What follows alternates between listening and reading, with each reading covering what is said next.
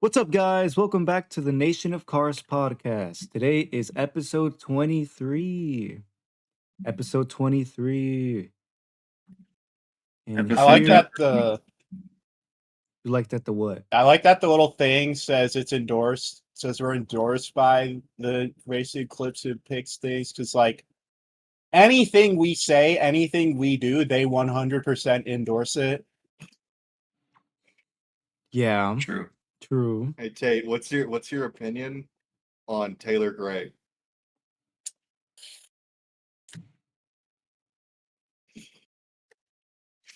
We'll I don't get like back him. to that later. You should interview I him. don't like him that much. You should have asked to get an interview with him. I'm not a big fan of him.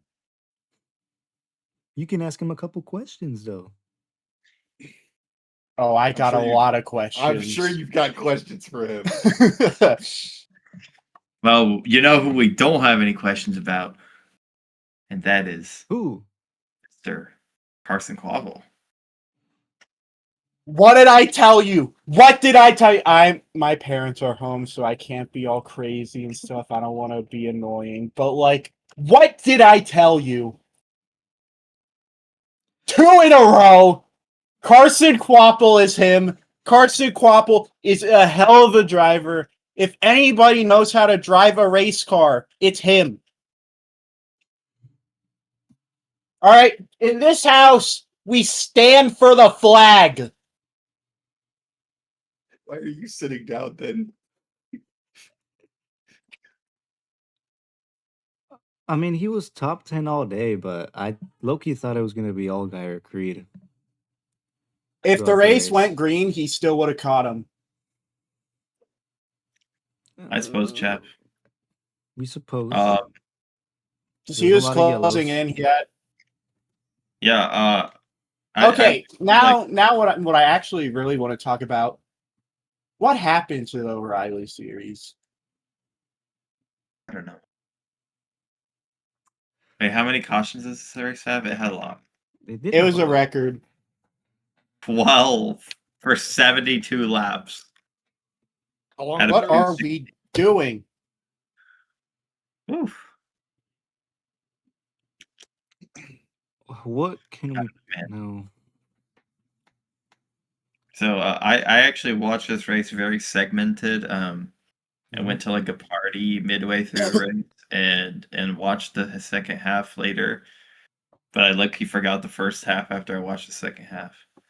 So yeah. And I also kind of missed some parts too. I guess Brent Cruz washed up into Carson Popple a few times on a restart. Brent Cruz has been on one. He And was then- on one. Then later in the race, on he decided to Saturday. take it 3 wide on his first ever overtime restart. He's And been off his rocker. wrecked everyone. Wrecked everyone good. Except for Carson Waffle, I guess, the winner. But yeah. I he like took Brent everyone Cruz. down, his competitors. But yeah. I like Brent Cruz, but he really needs to just calm down and learn to not drive like an idiot. Because what he did on Saturday was really stupid. He was just a terrorist all day. So, Yeah. what did y'all think about the race overall on Saturday? I gave It it 5 out was of ruined by the cautions. What would you say about the I- racing, but like besides the caution? I was asleep I thought it the whole was- day. I did not watch it. I thought it was all right. Yeah, I feel like it's not a bad track for O'Reilly. Just It I don't- is the race of all time. It needs.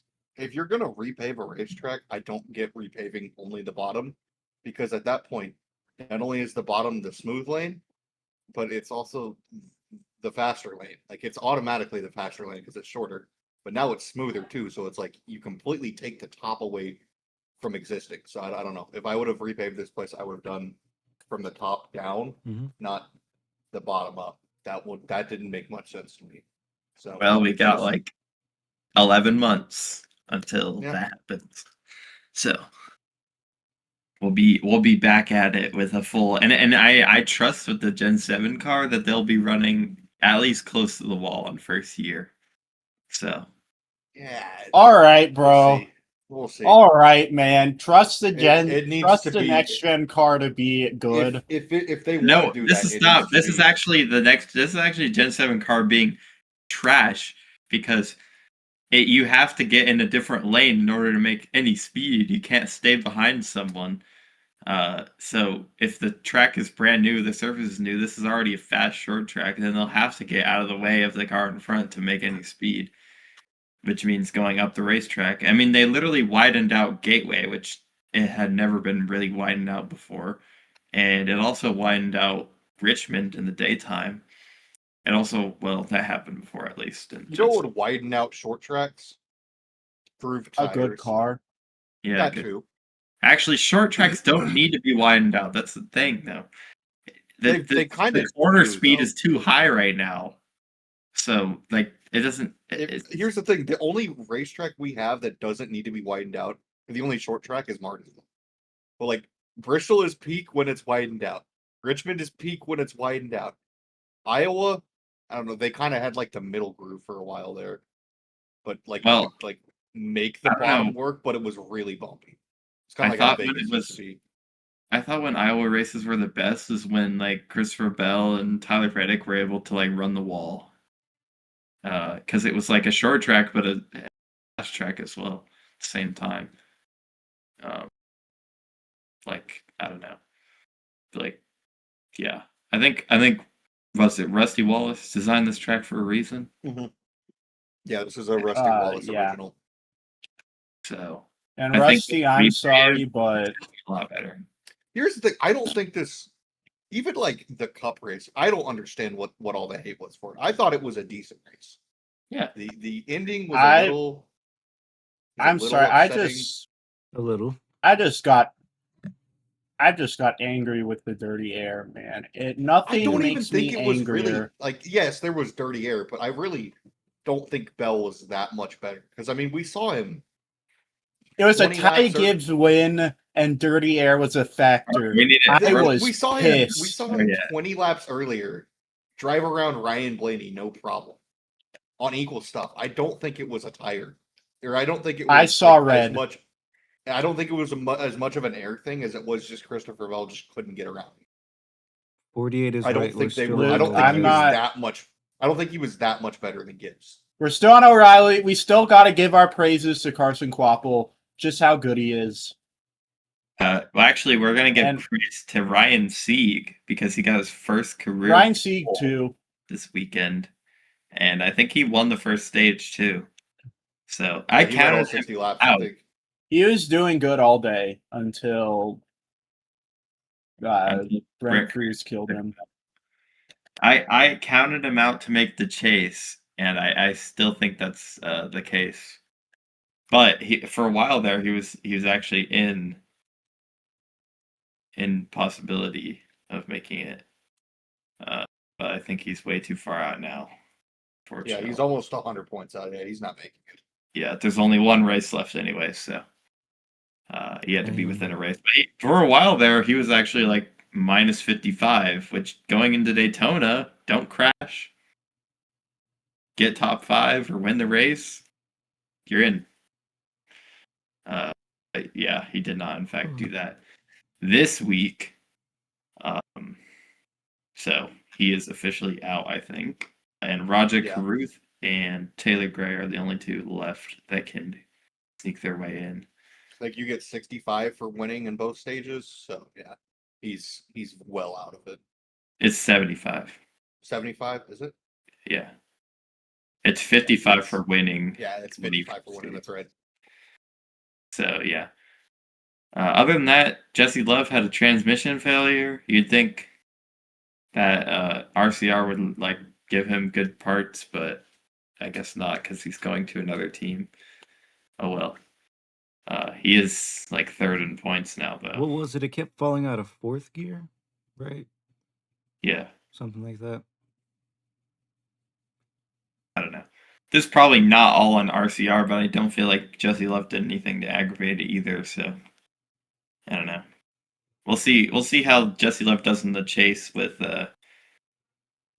him already signed to a Ford team next year, and RCR has a track record of kind of screwing over their drivers when they sign with other teams. So we'll see what happens The in the chase. chase.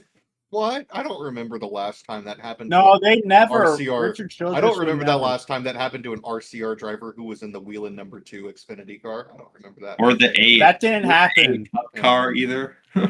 Or the 62 Beard car. True.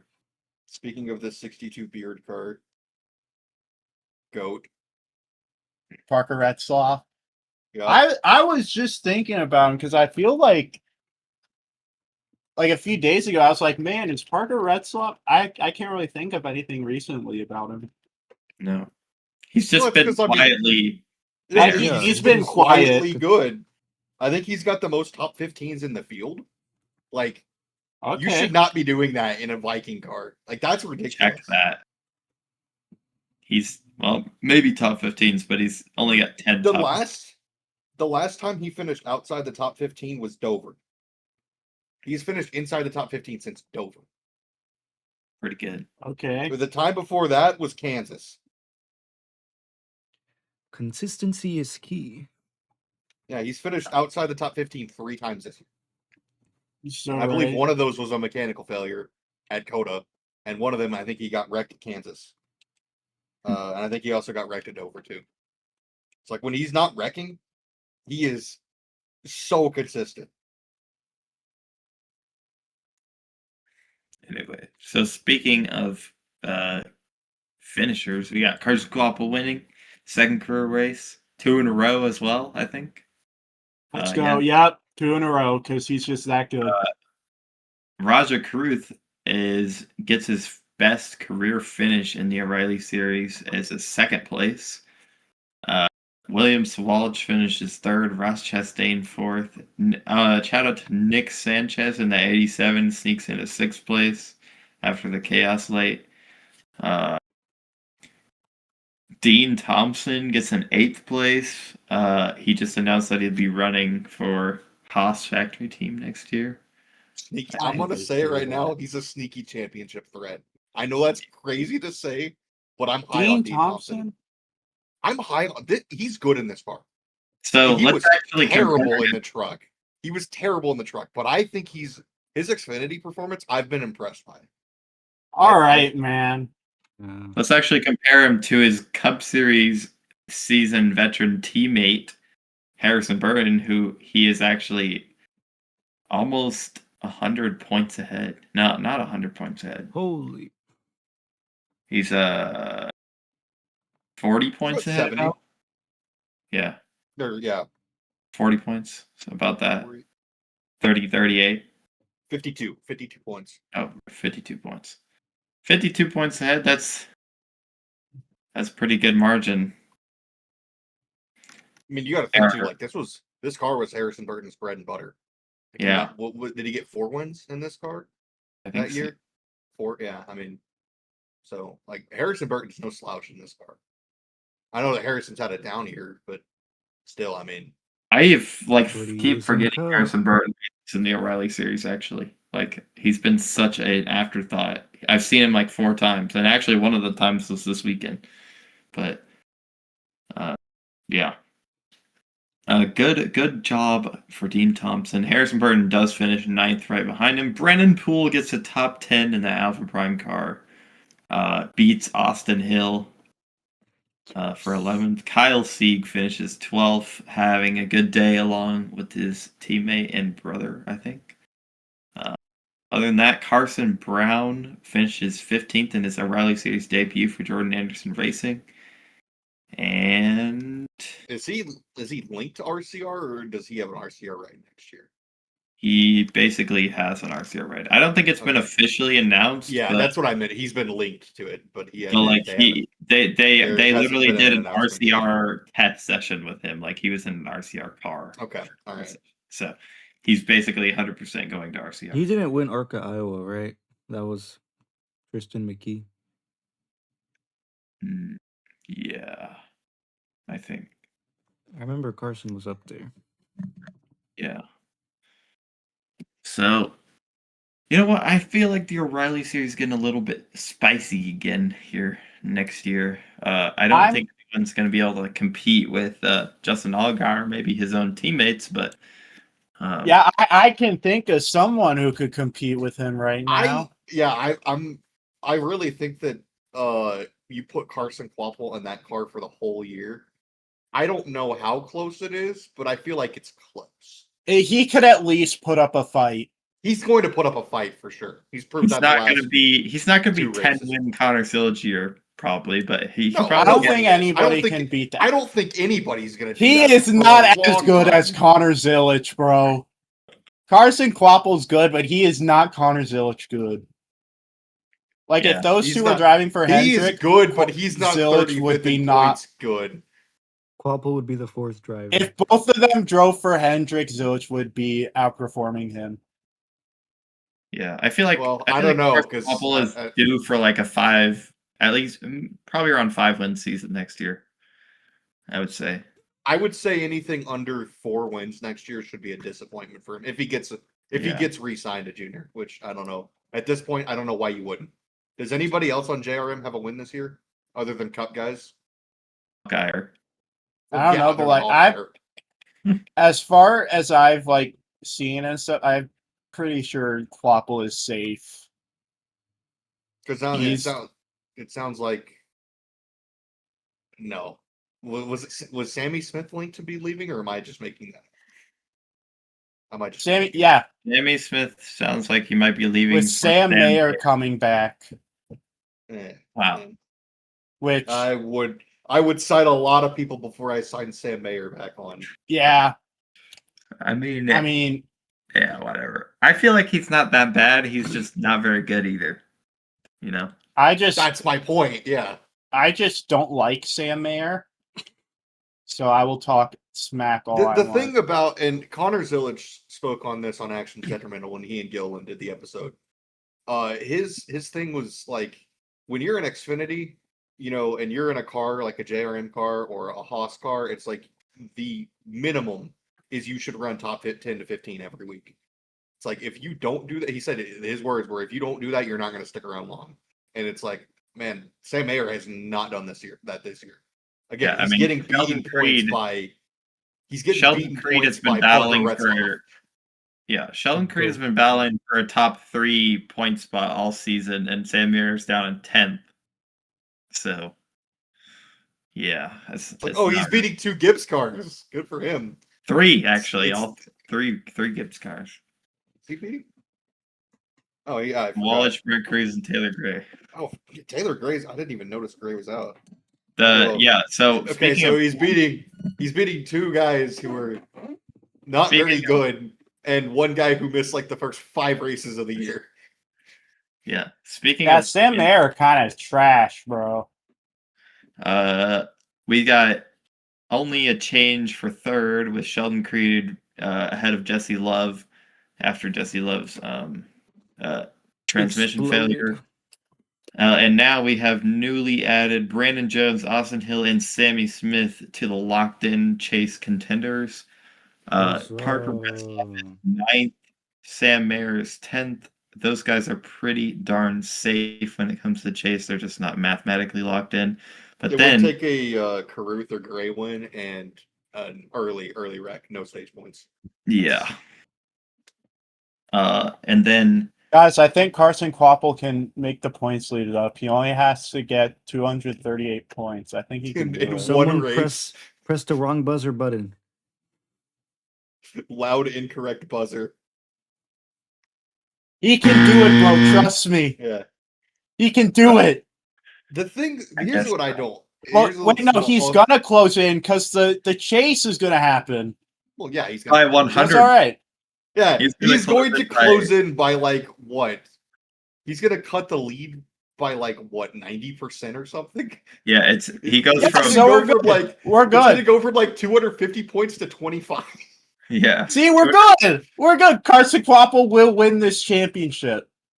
I suppose, chap. He's gonna be probably. It might be a little controversial, but I'll take it. I'll buy you his diecast if he does that.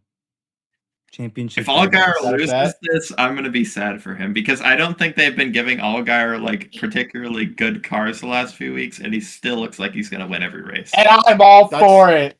The Allgaier kind of reminds me of like Kevin Harvick, like at Stewart Haas. It's like he was just that good. It's like, man, Yeah. he was driving absolute just dog race cars, and he was still just getting top fives, top tens out of them. Obviously, like it's a junior Horrendous motorsports car, like, dog. it's good, but I don't know. It's not been Top I Chevy don't- team and O'Reilly's dog. Yeah. Again, big- it's not. He does. He doesn't look. In who knows? Maybe it's just they're trying to prioritize their other guys, trying to get like Sammy Smith like locked in, which he is now. I would assume that's probably what's happening. Yeah. And also and now he's got such Yeah. a big lead in the chase. Like it's he like it was doesn't not matter. going to get that. And who like, knows? Maybe they might be doing the Jimmy Johnson thing where it's like, hey, let's test out a bunch of things. That's see what works, exactly see what they're doesn't. doing. That's exactly what they're doing. Like I guarantee you, first race of the chase, Justin Allgaier is probably going to be downright the fastest car. What is it, Well, Darlington? it's a Darlington. I mean, He's going to absolutely Yeah, walk the field Darlington. there. Absolutely. I will say this is. I was going to bring this up. Maybe besides The- Brandon Jones, watch out for him. Yeah. for Oh, some watch reason. out. The Xfinity Series schedule pisses me off so much because they start off like 14 weeks straight of racing because they don't take off for Easter, so they go longer in the season before the Cup Series does without a break.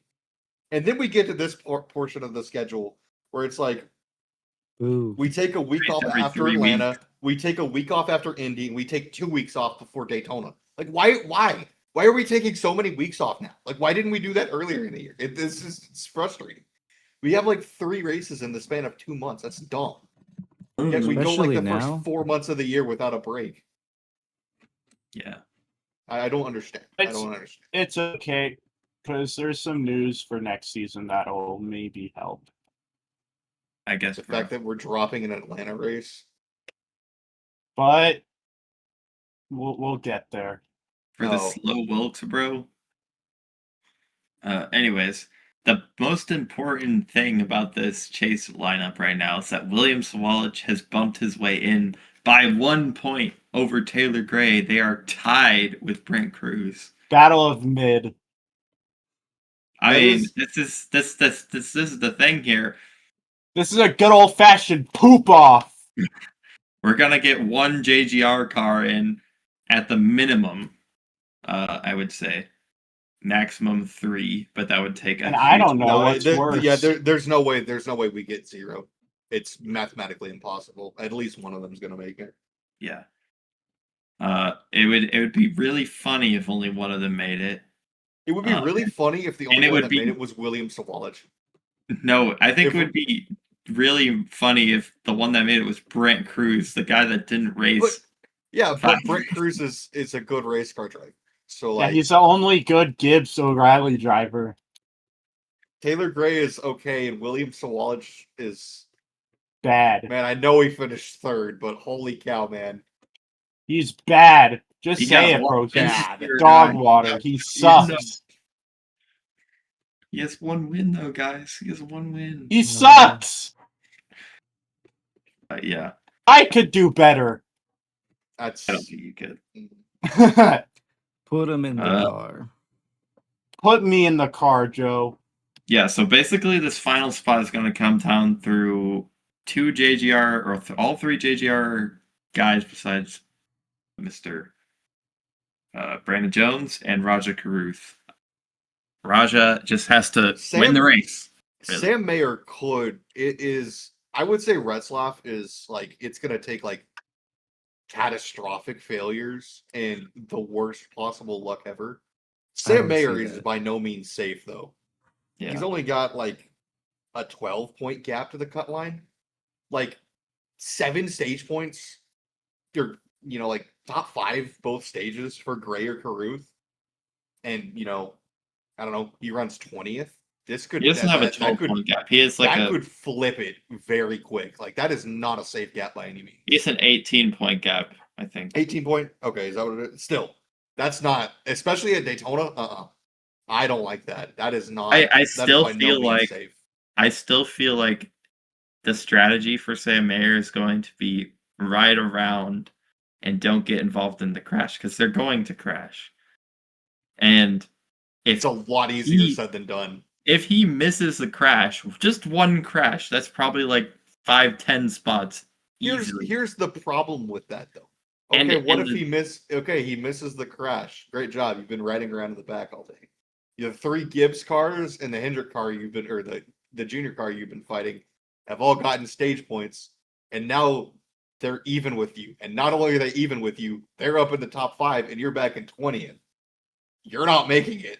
So I don't know. You can't be dumb, but you can't be. I don't think you can sit back and wait either. Anyways, If you're Parker this is all Retzlaff, gonna have to- absolutely you can sit back and wait. But this is all gonna have to wait for 2 more weeks as we go to Richmond and New Hampshire before we go here. So it's so dumb. I know It's so dumb, dude. the CW has been the only ratings Bryce brought to this TV We deal. are in the worst possible timeline. So yeah, We could have had a battle So, like this if Cup took 12. What did everyone give the race? I didn't watch it. 5 out of 10. 6. Okay. 4. Did you watch it, SV? Anyways, let's move on to Cup Iowa. Oh no. Tyler I don't Gibson. like it. I don't like it. Ty Gibbs needs to stop winning. Nah. I low-key thought Blaney had this. I'm not gonna lie. I thought Bell had this, but then I remembered Christopher Bell's cursed by the Kirk. So true, so true. And I was like, he's gonna get second again, isn't he? And he's So- second. Yeah. He's like Casey Kane. Just think. No, with the he's race- Sheldon with the good- Creed arcing. With the good race car, Brad Keselowski wins that race anyways. With a good race car, Someone Martin put the Truex Jr. wrong buzzer button. I'm not wrong. How is that wrong? Brad Keselowski hit him at like Mach 7, and all Bell did was like, "Oh, I'm just gonna gain even more ground on you." The good race car, he washes up the racetrack, and Brad Keselowski wins that race. Guys, what happened to Tyler Reddick? I don't know, but I'm loving it. I am loving it. It's awesome. I hope it keeps happening. That's He's the on number What if one. they're just doing like, Card. what if they're just doing the Jimmy Johnson strat? I don't know, Yeah. man. I don't remember Jimmy Johnson wiping himself out on lap I'm gonna 5 be very honest. often. I'm gonna be honest. I what I feel like has happened to Tyler Reddick is they are historically Tyler Reddick's been bad at short tracks, so they're giving him like they've tried some things this year, and they've worked so far. But there are some short tracks in the chase that they want to be better at. Obviously, like you can't tell me that they're gonna go to Darlington where Tyler Reddick like walk to the field and Tyler Reddick's not going to be in contention to win the race. He might not be the best car. But he's going to be in contention to win the race. Now, will he crash or will he finish the race? That's literally it's either crash. He's like on his Kyle Larson / Connor Zilic arc. Kyle Larson as Connor in Zilic? he's either finishing Connor top Zilic? 5 or crashing, or he's just in Connor Zilic arc as in he's just crashing every week and not having any finish. Well, he But- didn't crash this week. He didn't. He did in fact not. Zilic did pretty good this week. Yeah, Tractor House. So let's go. Tractor House maybe on its way out? Question mark. Maybe Only no. Chastain. Where did SVG finish? Like 25th? 28th, 29th, I think. 30th actually. Holy crap. Ooh, that's rough. Yep. That Trackhouse not is getting good out there. I would say this is more of an SVG problem than a Trackhouse Oh, problem. absolutely. Yeah, this is Because last year I remember I think SVG spun out twice at this track. he So- spun out just once this week, right? Yeah, he spun out Improvement. once. Yeah. So I would say SVG doesn't like Iowa, and maybe the repave will save him. I don't know, but I'd say he's going to do a lot better this weekend at Richmond because that seems to be a little bit more of his style in terms of short tracks. But those fast short tracks, he has not figured out yet. Bristol, he's very not good at it either. So we'll see. But back to Tyler Reddick. I honestly don't think this is going to stop for him. I think he's either going to finish top 5 to 10 these next few weeks, or he's going to crash again. Like it's such a momentum-driven sport right now. That We look at Kyle Larson. yeah, Kyle Larson is 10th in points. He was what, top 5 yeah, 2 months ago? he was like 4th. Man, Luke 'Cause, is yeah, having he had 3 straight top 5s or top 3s. I don't remember, but it was like bam, bam, bam, and then Chicago happened, and it has been downhill ever since. I mean, Luke, how do you feel about not to this? be like, whoa, look at us, but he's losing to a Roush car in points. That's bad. That's really bad. Luke, how do you feel? I feel awesome, dude. It's great. I'm loving it. I get to talk about Tyler Reddick and Kyle Larson falling off the face of the earth, man. This I'm is so the happy. best day of your life. It's not the best day of my life. The 17 finished 13th with the greatest fuel strategy I've ever seen in my life. I will say though, I think a lot of what Tyler Reddick, and not so much Larson, because I feel like it's been more bad luck than good. I feel like this is just law of averages with Reddick, because yes, he won the first 3 races of the year, but he caught some breaks in those races too. Like It's Daytona, his teammate threw the worst block in history. He probably it's a lot closer if that does not happen. Atlanta, he literally got wrecked with 30 to go. Somehow his car became better after getting wrecked. Skoda, he flat dominated that race. Darlington, he had issues in stage 1 that weren't catastrophic. It's like if those were catastrophic, he probably finishes 30th that race. Yeah. Kansas, Bell got wrecked by Hamlin on the last lap. Like he had a lot of things go his way to get the wins he did. So Yeah. I think that we're just kind of seeing the back half of that, where it's like, hey, there's good luck in racing and there's bad luck in racing. Now, granted, with that being said, Sunday was not bad luck. That was just a complete just Mid. lack of talent, not a lack of, a loss of talent that we see. I don't even know. I don't even know if it was loss of talent. I did see everybody's favorite Twitter star, at least my favorite. Ernie Morrison tried to blame that on Tyler Reddick's spotter, which I thought was really funny. It's like the average Alex Bowman fan with Blake Harris. That one got a chuckle out of me. Yeah, I guess. But like, yeah, unfortunately, that took out Eric Jones, who basically, I would say, is probably 100% cooked now. How many out is he? 60 out? Yeah, something like that. 55, I think. He's gonna have to win Daytona. Yeah. He is ahead of Brad Keselowski, so does Luke believe in Brad Keselowski making it? No, I was like, he needs a good. There was that stretch where it was like, ooh man, this has been bad races. But I was like, hey, he ran good at Pocono last year. He has a good Pocono, I feel good. And then he got wrecked by Austin Hill, and I'm like, oh, it's so over. And then he got wrecked the next week too, I'm pretty sure. And I'm like, oh, it's even more over. Yeah. Yeah. I don't think either Roush car makes the playoffs. It's gonna take a win at Daytona for sure. Because I would have said it was gonna take a win at Richmond or Iowa, but holy cow. That ain't happening either. We are so slow right now. Only one with speed is Brad Keselowski, and he wrecked in qualifying, which was awesome. So yeah, I have zero faith in this. So team other right than now, the other than at first, play tracks.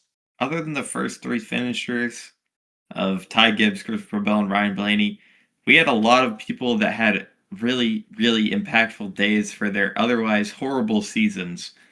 Starting with Josh Berry, finishing 4th in the glorified Penske car, acting like a Penske car, unlike his the guy in that 2 car. They said that was the first first Wood Brothers top 5 at a short track since like Ricky Rudd. in like I don't know Don't 2003 think or so. something. Like that's insane. That's crazy. Now, That granted, I doesn't make think there any was a top sense. 5. There was a top 5 at like New Hampshire or maybe Phoenix, and it's like those aren't technically short tracks. I would count them as them, but they're not technically short tracks since they're a mile long, something That's like weird. that. But So other than that, Denny Hamlin finishes 5th with brake problems. Same with Chase Briscoe 6th. Another guy who had a fantastic day that hasn't had one, Ross Chastain, gets a 7th place finish. This is the first race all year that Ross Chastain has looked like Ross Chastain. And I don't think I'm exaggerating with that. This year has been absolutely horrible for him. I wouldn't even say he looked like Ross Chastain on Sunday. I mean, that was I don't some know. of it was Like fuel strategy. I mean, it's not like he was up. out He was actually higher in positions, and then they ran it long to try and get a caution. But he was like running top 5 before that. So I wouldn't actually say he. I don't think know. he was looking mean, really good. He didn't look like I winning speed, but he looked like that's the thing. He doesn't look like winning speed. When Ross Chastain, I don't know. I think Ross Chastain. Everybody's on the Zillich train. I still think he's a little young. I think he could use a couple of years. Ross Chastain is wasting his career at Trackhouse right now. Like he Everybody is, Wow. bro. Yeah, well, I don't think SVG is. I think he's doing just fine. But Well, everybody else. Chastain finished second in points 4 years ago. Let's keep that in mind. He was one pass That away was from pretty winning cool. a championship. Okay, Well- the champion of that year had like a 14 place average finish. All right. Equally deserving. Yeah, I would say The fall off needs to be studied. Was it like what are they doing? Like I know like they were I kind just- of one of the first think- to figure I out think- the next gen, but like It's because Suarez left. you build off of yeah, okay, that. man. See, Can't after you build Suarez off of left, that? it went like They started falling off long before Suarez left. they can build We're off already- of that, but the unfortunate thing is they're building off of RCR, guys. That's who they're building off of. They That's don't have an their alliance. their big issue right now is ECR. ECR is not providing good engines in the slightest. Those are rough. I mean, they just need to. They just need to like. I feel like they need to go the Legacy Motor Club route and just build a like do their own technical alliance because they have Go to technical alliance Dodge. with RCR. Dodge, save I us. think they go. I would be very surprised if they don't go to Dodge. I would, because Dodge. I Please. don't think Justin Marks envisioned when he made this team, maybe at the time, but like 5-10 years down the line, I don't think he envisioned being we're gonna the be second running Chevy sub team, 25th every much less week. the third Chevy team. Like again, especially when in year 2 he was one pass away from being a championship team owner. I don't think at that moment he saw, oh yeah, in 5 years we're gonna have one guy inside the chase, another guy in the 20s, and another guy who's supposed to be the next big thing in the 30s. Like, and he will be the next big thing. oh, he will be in a couple Yeah. years. But And speaking of Dodge, AJ Allmendinger finishes 8th. Finished every Hendrick car, by the way, with no factory support. and no power steering apparently. Free my man AJ, someone. I really hope AJ. Actually, no. It sounds like he's stuck there for Yeah. life. I really Like- hope Trackout, or I hope Colleague gets some sort of. I hope Like- and I hope it's better than what the truck looks like right now. Like seriously, put AJ Allmendinger in like a freaking, I don't know, put him in one of those Toyotas. He wins like 4 races. Like and all of them come at least 2 of them come on the road courses too. Like he is fantastic for this year. I'd say right now, if you put him in like a JGR car, I think his better chance of winning comes at short tracks than it does at road courses. I just think SVG AJ is too good. old.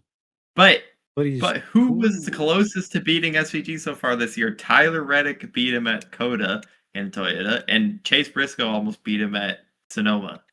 So And Chris Buescher had the best car at San Diego before What For are you SVG to come talking out. about?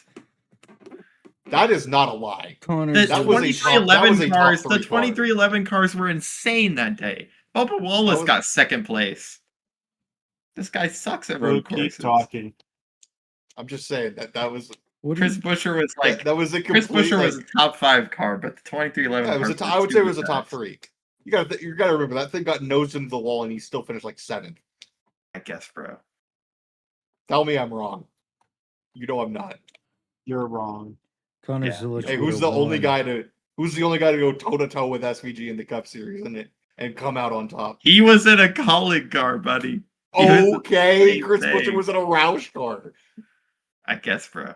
To be I fair, guess. Shane Van Gisbergen's in a Trackhouse car right now. So Yeah, exactly. Tractor. All right. So after that, Austin Dillon is completing his summer arc. Watch out, we're at Richmond. I This wonder who weekend. we're picking to win next this weekend. If that happens, again, It's a win and you're in. we are disbanding the podcast. If it It's happens, over. I think it'd be funny because he's not in the playoffs anymore.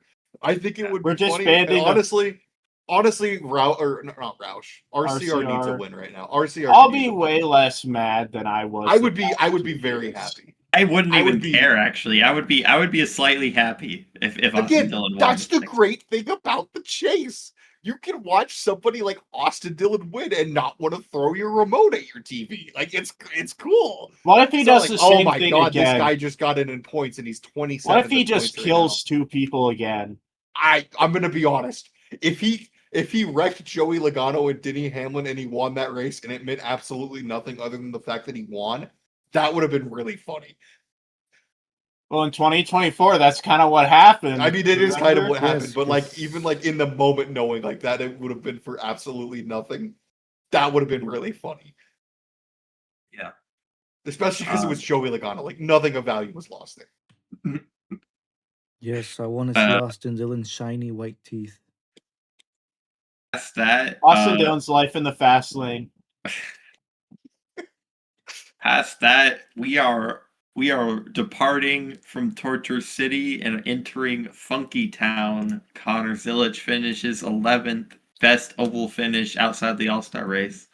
And guess what, baby? Next week Ty's is back to best Torture oval City. finish because he got 11th at Atlanta last year. I went back and because I remembered it was high. He had better odds to win the championship than Carson Hocevar did this year, which I thought was really funny. Like, holy cow, we put him on a pedestal at the start of the year. I don't think that was the. How was that even possible? Because I didn't even think he was gonna. I thought he was gonna win a road course race. I think he had the 9th or 10th highest odds to win the chase. That's insane. He was like 500 behind. Like I think That's Joey Logano. That's something that I would have said. My expectations for this year was winning a road course race and possibly making the chase. That was my expectations. And unfortunately, nothing of that case happened except for, I guess winning a road course was like close, but no cigar, but a few times, but still. Zilich has a 4% chance to win the championship. How is he not mathematically out? He has to be mathematically out.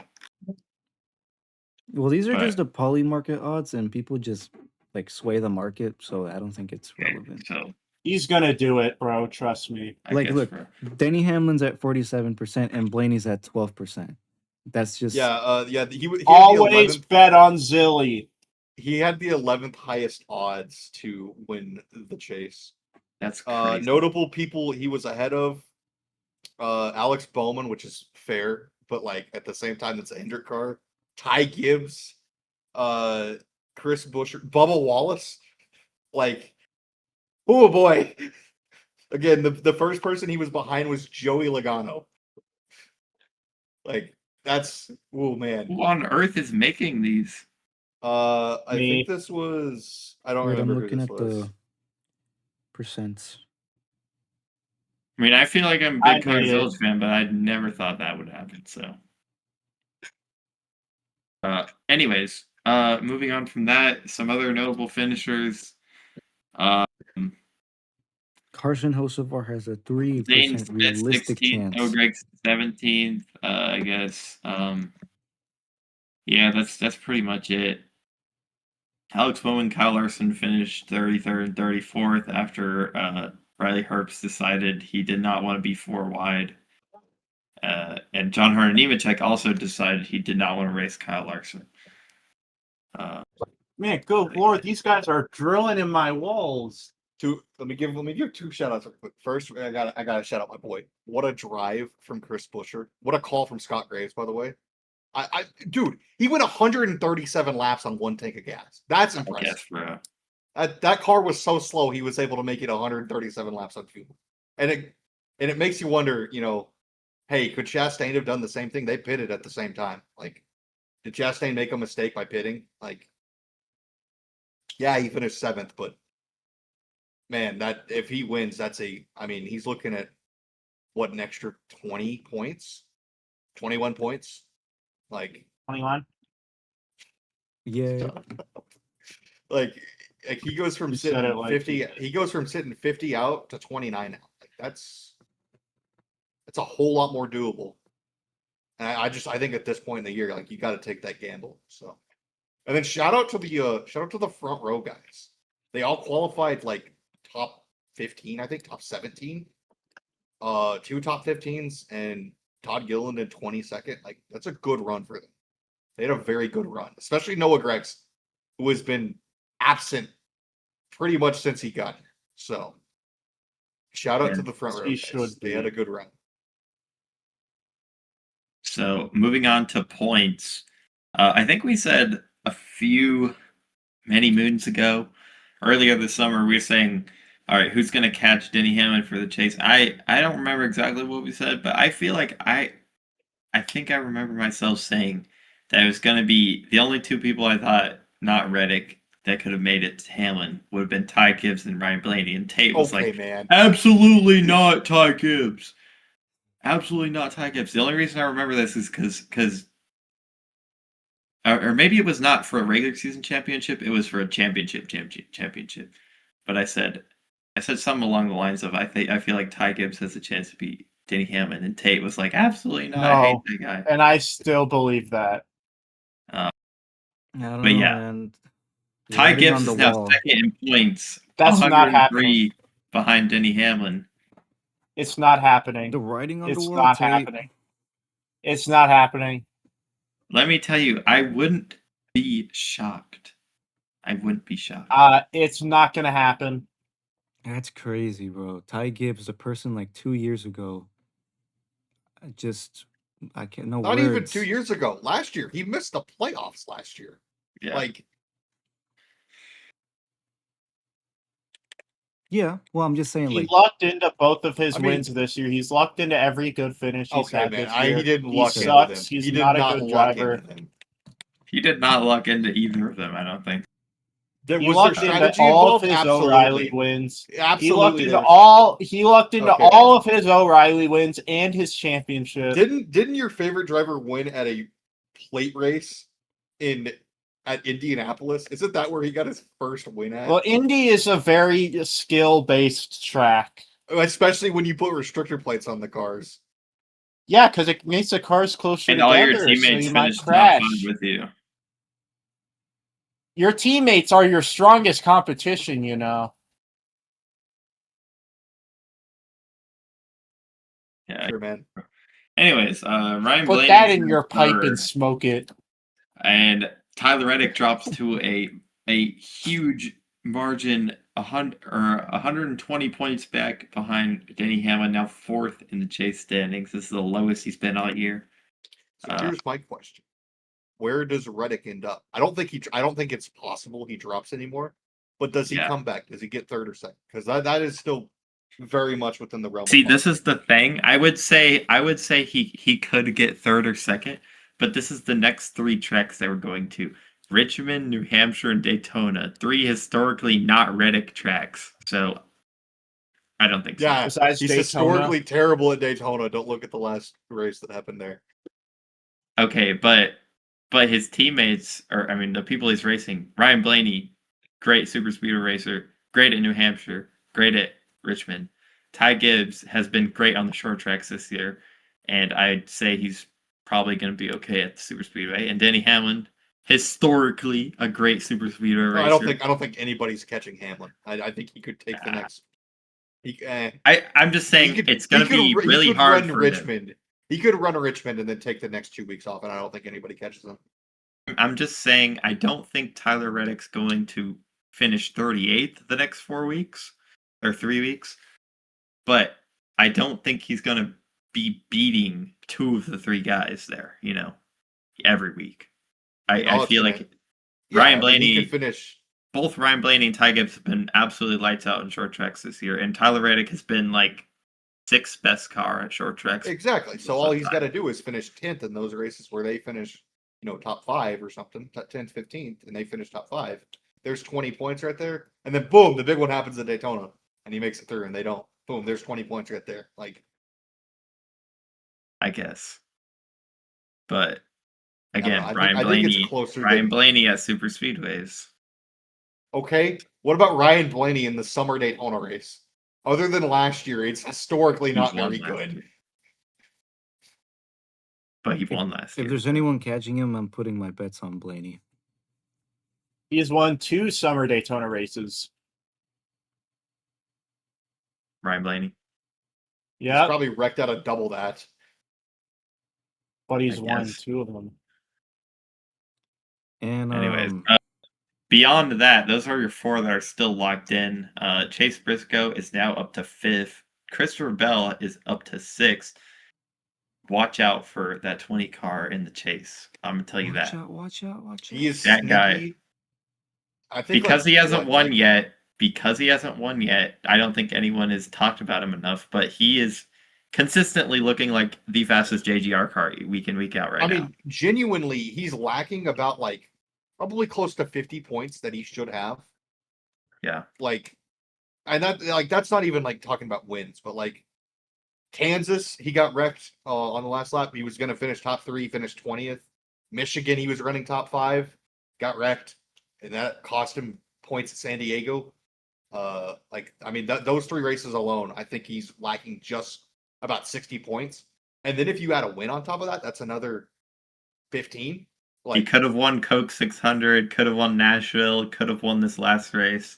Could have won Chicagoland. Could have won Chicago. There's a lot of 4 races. There's genuinely, you could make the case that Bell is lacking about 100 to 150 points that he should have if he just a couple of things go differently. Yeah. So I think that Bell is going to be, and the chase races line up very well for him too. So. Well, also, I think he's going to be, I don't know about this week, but next week in New Hampshire, he's got to be a favorite. I think if you're look at second to Hamlin or something again. Not to be that guy, but I think 6th or 7th is that's cut line of you're gonna have a chance and you're not going to. I think if you're 7th on back, you're gonna need a Tony Stewart 2011 type run to win the chase. If you're 6th on up, you've got yourself a chance. And right now, Bell, all he needs to do in the chase, if he's 6th. All he needs to do is one run race, and he's right there for the points. And he's proved 7 times this year he could be this close to winning. So I think Bell is going to be a sneaky points pick, especially because he always turns it up at the end of the year. He's got 4 races that he's won when it's elimination week. Yeah. There's this whole 2022 season. Pretty much, yeah. Yeah. That would be so cool. I'd say watch out. I'd say watch out for Bell. Biggest that's the guy that's biggest on my radar of this could be his year in terms of that not enough people are looking at. It's funny because I felt that way with Briscoe last year, and this year I don't feel it. And he's arguably having. He's got James Small as his crew chief. He's never won a championship. That's fair, but I also disagree. I think he's good enough to. I think James Small gets a lot of hate, deservedly so. But I think some of it is undeserved. I think he is. Luke, let me tell you, let me tell you, Yeah. Luke. I know. Do you remember? I all see the the times- flag behind you. I know where your allegiance stands. I suppose, chap. You guys, Anyway. I'm just saying. There's a reason why people think that about him. And again, I think some of it's deserved. I think a lot of it's undeserved. I think a lot of it is just emotion. What? No, didn't- no, bro. Yeah, I would never he make did treat bad Truex claims pretty based off my poorly. emotions. I guess. But I think Truex kind of had his mind made up of how he's supposed to race. Chase Briscoe really can't because I mean, coming into JGR, did he have 2 or 3 wins? He only had 2 career wins, right? 2. Yeah, like you kind of got to do what your crew chief says. But I mean, Truex had 20 something wins, a championship, several championship runs. Yeah. Like and then- he's not listening to some guy who's fresh atop the box. Like, so I think Briscoe can overlook that, but I haven't liked the speed out of the 19 this year. Yeah, 19 Agreed. just hasn't been great. I'm very surprised. I would say they've been the worst JGR car this year. I did not think that was They going to have. be the case. They have. Yeah. And Yeah. I don't like that. That's like being like, I don't know. It's like being the brokest billionaire. Like, It's supposed to be Ty Gibbs. It's supposed to be Ty Gibbs. Ty Gibbs is supposed to be the worst Gibbs driver. Chase Briscoe's Ty way Gibbs better racing. than Ty Gibbs. Times have I changed. give- Times should change more. Times should change. Times? So Ty Gibbs. times like Time time, What? baby. Like high Put him in the time? 54. I guess. No, 2311 already actually has we'll his- get to that in a minute. I guess we It's should time wrap up. o'clock. Should we wrap up the race? What did everyone give? What did everyone think of Hold this? on. We're still going through points. But yes, we can go okay. through. We can go through that in a second. Anyways, Okay. some people that are on a slump behind Christopher Bell are Chase Elliott. I would say Carson Hocevar, this was his first real bad race this year. Mostly not even due to his fault, but I don't know what This was the Yeah. first fire was like smoking. I wouldn't say it was a bad he's had some bad races this year. This was the first alarming race because their biggest issue last year was by far reliability. They had several races literally go up in smoke last year. And that has not been the case this year until Sunday. And it's like, is that about to start? Or was this just a one-off fluke? I'm concerned. I'm not. And his I'm other not teammate, I'm worried. I'm not concerned. I'm not like freaking out. I'm just a little skeptical. Like, is this signs of what's to come, or is this just like Gibbs? They had their one bad race. his other teammate was that's in the chase right now. Daniel Suarez only finished 23rd, but he looked like an absolutely awful car today. Suarez Suarez did not look good. And McDowell, again, he had some strategy late to get some track position, but he also fell to like 24th behind Suarez. So, not a very good day for Spire there. Hopefully we go behind that. Carson Hocevar, we got Chris Buescher staying in 9th, Kyle Larson falling to 10th, William Byron up to 11th ahead of Suarez. And then Joey Logano, Bubba Wallace, Shane Van Gisbergen, and Austin Cindric all stay in the chase. Now, I think Ryan Preece is like 29 points back, is what they said, in 17th. 29. And Ross Chastain is 55, I think, based off the picture that NBC showed. Dude, Larson losing to Aspire and the RFK car. If Ross Crazy. Chastain runs top 5 this week, again, do you guys think he has a chance to make a chase? No. No. He's 47 points back. Chastain at Runs top 5. Daytona. Runs top 5. I'm gonna say gets like 10 here's the thing with 10 to him. 12 stage points. Here's the thing. He's chasing down a Penske car. We're going to Richmond. I would say no, but Austin Cindric looked really bad on Sunday. Like, Yeah. really bad. If he runs like that again and Chastain can finish top 5, top 10. Hey, first off, I don't think Chastain finishes top 5, top 10. I think they run about right 20th. now. I think they run top 20, maybe, with how they're running. But if he can, I think if he can close the gap to within 20 by Daytona, that's going to be a tall task. Again, we're going to 2 short tracks, and he's fighting a Penske car. And the guy in front of him is a really good short track racer and a pretty bad car right now. But if we need to look at him too, I think if he can cut the gap to 20 by Daytona, he's gonna have a chance. Because also, I mean, yeah, they looked good at Atlanta, but being honest, Penske has not looked good at super speedways this year. They were absent at Daytona, like noticeably absent. And I don't even remember where they were at Talladega, but I don't remember them being particularly good there either. One thing about the super speedway that will be interesting though is that it's a new package and they don't have any practice. So I don't think who it's gonna gets the upper hand in that? The people with the most sim time, and that is the factory supported teams. That's Luke. So yeah, that's true. I don't think it's gonna be that different from what we see now. It's gonna be different for sure. I don't think you're gonna set up a car that much differently. I'm just saying, what if Trackhouse just completely drops the ball, or I don't know. I don't think Trackhouse drops the ball. When have they done that? Yeah, I think if he gets Never. I think 20 points, if he gets to 20 by Daytona, I think if anybody gets to 20 by Daytona on the cut line, they're gonna have a chance because not only is he chasing Cindric, but I mean he's chasing SVG too.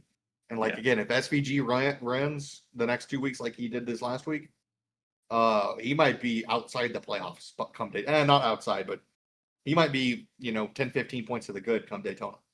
Yeah, it could be him on the bubble, not I'm Cindric. also going to extend this to both Brad Keselowski and Eric Jones. They're only 48 and 50 points back.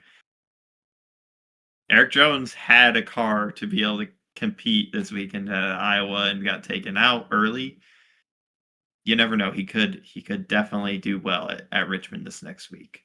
I would say Keselowski had the same thing, except he took himself out on Saturday. Yeah, probably.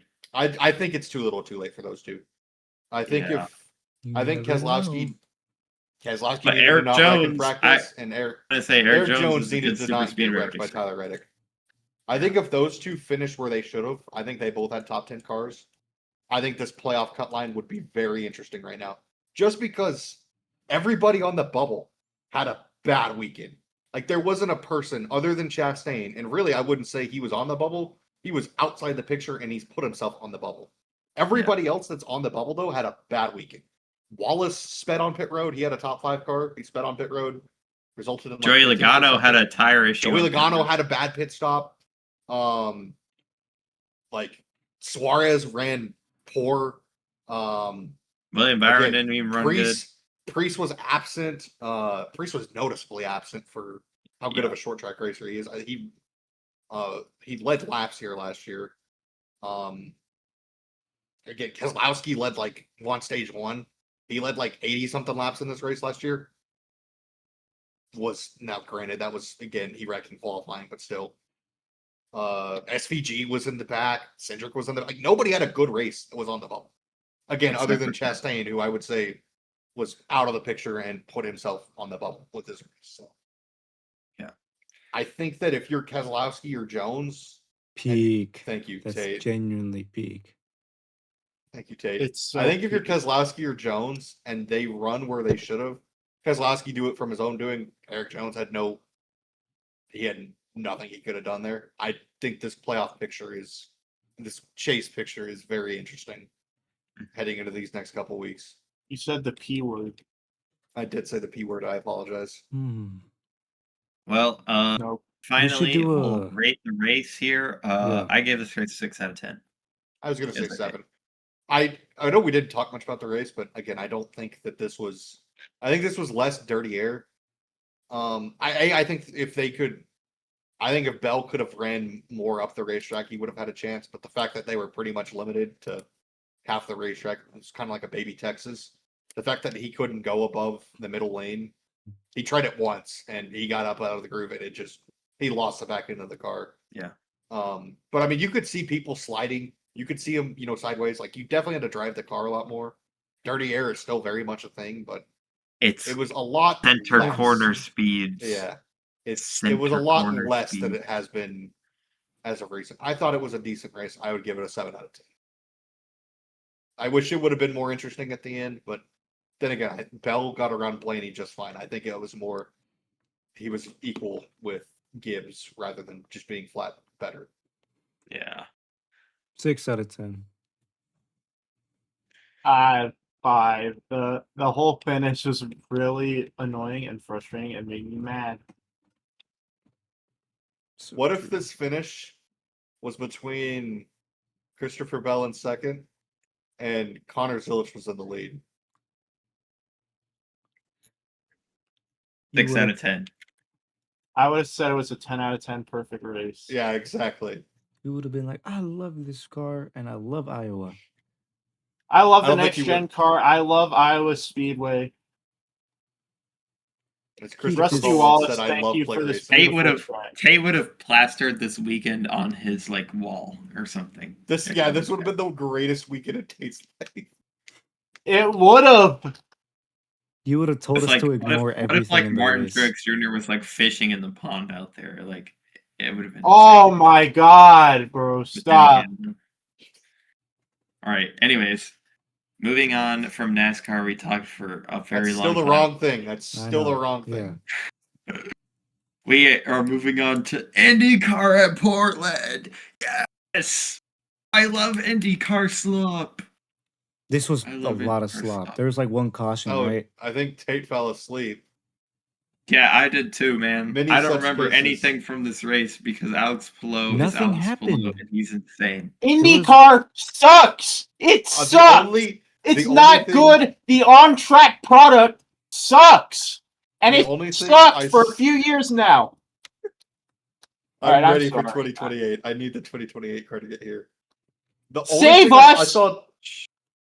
saw two things from this race. I saw Alex Palou won, shocking, and I saw the penalty they gave to David Malukas, which might be a worse penalty than what Ryan Preece got at Texas this year. They are I close. didn't even see that. It was a blocking penalty. He left a lane at the bottom for whoever was trying to pass him. He moved to defend his line, but he left a lane at the bottom. Yeah. Yeah. I put it was on our pretty bad. notes this weekend. I put on Palou wins pretty much it, and that's about sums up this race. How are there IndyCar fans right now? If I was an IndyCar fan, I'd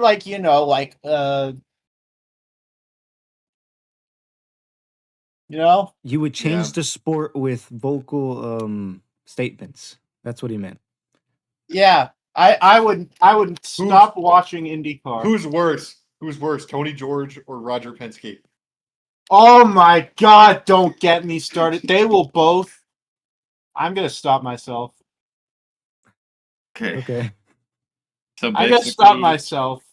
the only thing that I saw from, I mean, I actually watched this race, but not very closely, of course. Same. But I Dude, also if you watch saw it, there's actually some interesting strategy. well, actually, on the first 3 laps, Christian Lundgaard made up 10 or 15 spots from his starting position. That was really cool to watch after the race was over because Fox didn't see any of it. But that was one of the best pieces of driving in an IndyCar I've seen in a while. From that first 3 laps of Christian Lundgaard, it is crazy that they let him go from McLaren, but what are you gonna do? You know what else we saw? We saw Sam's Nothing. Club Kyle Kirkwood car. We saw a whole bunch of nothing. Anyways, I'm gonna give this race a 1.5 out of 10. I didn't give it a 1 out of 10. You're so because real for that. 2 out of 10. I didn't want to give it a worse rating than some of the other races I've given this year. Because Now, what about it wasn't Arca at offensive. Portland? What It about wasn't Arca at Portland? offensive. Arca at Portland? We'll get to that in a minute. But This race wasn't offensive in any way. It was just severely boring. Oh, it was offensive. It was offensively boring. I guess, bro. IndyCar points. Do we Who even Forgot look cares? to- at them? Who cares? Yeah, Who basically Alex Palou won the cares? championship already, so there's not really much to say about that. Let's just see IndyCar how needs far a he gets ahead. playoffs. No, they don't. Alex Palou has led 558 laps this year in IndyCar. That's crazy. Oh my god! Somebody end the actually series. curious. Just Who? Okay, now that you said that, 558. Is that how much it was? Who do you think's led more laps, him or Tyler Reddick this year? I'm curious. It's I Alex read it Palou. because there's more Palou. races and It's more Alex laps. Palou. Tyler Reddick has 400 something.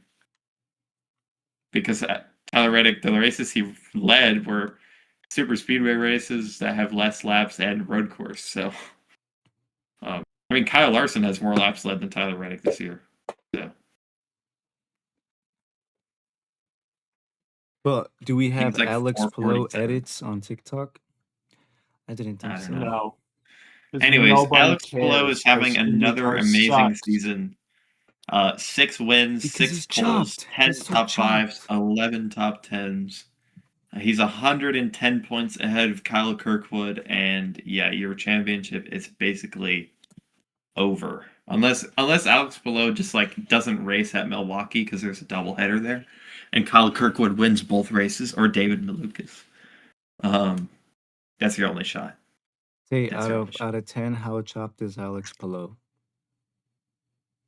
Like a, I don't know, like a 5 or 6. He's looks like a kind of normal guy. He's a Spaniard. He looks like a normal Spaniard. Yeah. Yeah, that's pretty much it. I don't have anything else to say about IndyCar. So, Ray Hall died. guess we'll move on. Yeah, Graham Ray Hall spun out or whatever. That's it. Other than that, let's move on to other racing this weekend because we did have quite a lot of it and quite a lot of good racing this weekend, actually, too. But I got This- some mid This racing. was the weekend of historical racing. I don't even know how to describe it. It was Yeah. insane. First of all, we had ARCA at Iowa. I didn't rate this race, but Tristan McKee won a very sloppy Iowa race. They just Yeah. kept crashing. They did. Oh well, what are you gonna do? And then the other ARCA race this weekend was ARCA West race at Portland. There's an absolutely ridiculous finish. I don't think you'll ever see anything like it. You gotta go watch it. 4 lead changes on the final lap. It's beautiful. Now this is Um, racing. It's just Portland Raceway is not a bad racetrack. It's just the car, obviously. We say that every time. Sam Corey got nosed out of the way by Ethan Tovo, and then Kyle Steckley took the lead after they did that. But then on the final corner, he went wide and gave the win to Mason Massey out of all people. I was like, I would have liked any of those drivers to win except for Mason Massey. But I don't really care about Mason Massey either. But he was in a 19 car, so I was like, I didn't really want him to win. But yeah. Mason Massey ended up winning on the final corner after 4 lead changes in the final lap. Absolutely ridiculous. I think I gave that race a 5 out of 10. Other than that, I'm pretty sure at one point Sam Corey drove off to like a 15-second lead before they had one of their race breaks. In like 10 laps. But yeah. Other than that, we have not finally. Kate, did you watch the Cars Tour at Hickory? I did not, but I heard about it. It was wild. I didn't watch it, but That race yeah. went on Is this- till like 2 I was a.m. going to say, was this the race that wouldn't end? Yeah, I Yeah. think so. This is why I don't watch Cars Tour races because they just crash so much. Like it's so hard to watch it live. So hard. It's like I can't get invested in the race when like all they do is crash every 6 or 7 laps. Like it's impossible, and it's not even just like a spin. It's like massive, biggest pileup you've ever seen in your entire life crash. That's because for some reason car store drivers just can't do restarts. That's why Lee Pulliam ruined Carson Kvapil's Martinsville race. Isn't It Carson Kvapil a car store racer too? Yeah, and he knows how to restart. I guess, bro. coordination. And then we also had NASCAR at Canada. I forgot to put stuff on this race, and I also That race was. I watched that one. Yeah, y'all linked it. I remember. They also crashed a lot. The one dude caught on fire, and it took like a minute for anybody to get there. Yeah. Yeah, it's what's his name's son? Ron Fellows' son. Yeah. Yeah. I mean, Like, how do I you didn't do see that? what happened at the finish, but I watched like most of the race, honestly. It was not what I expected. It was my first NASCAR Canada race that I watched live, Oh, like from start to finish. Well, you can watch them and- again this weekend at Markham. With And IndyCar. they disappointed me. The Canadians disappointed me. just That's too bad. watch this week, and then you'll be Yeah. happy. And finally, the last race I have on this was, let me tell you, this was the best dirt late model race I have ever watched. Period. Unfortunately, it did take 3.5 hours to complete 100 laps. Did But- it really take that long? Oh my gosh! Yes, but that was because on lap 10, they had the biggest pileup I've ever seen in my Oh, that- entire life. I've seen About- bigger, but it's For up dirt there. lane It's models, up that was there the for sure. biggest. No, I've seen some big dirt lane model Yeah. pileups. Okay. There But- have been some big ones, but that one's up there for sure. That was huge. The second or third place guy in the outside lane stalled, and everyone ran in the back of him. Fortunately, only like 3 guys were out of the race after this, but unfortunately, that meant that Oh, good lord! Good lord! It's just no watching. Good gracious!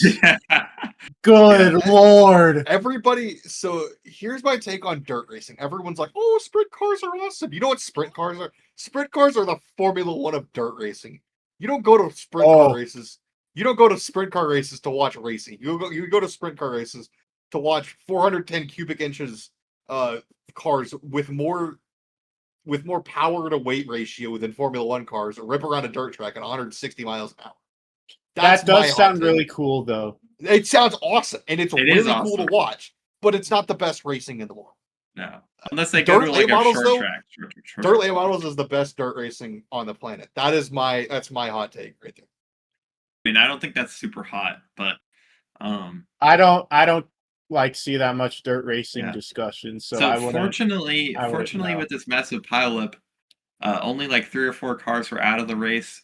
But unfortunately, that meant that all the cars that were involved that were in that crash were wounded, and this caused like cautions like every 10 laps the rest of the Holy- race, as someone would stop on the track with a flat tire, a broken part like on the track laying somewhere for debris, or just someone broke a drive shaft at some point. I'm pretty sure 2 people broke drive shafts at some point in this race.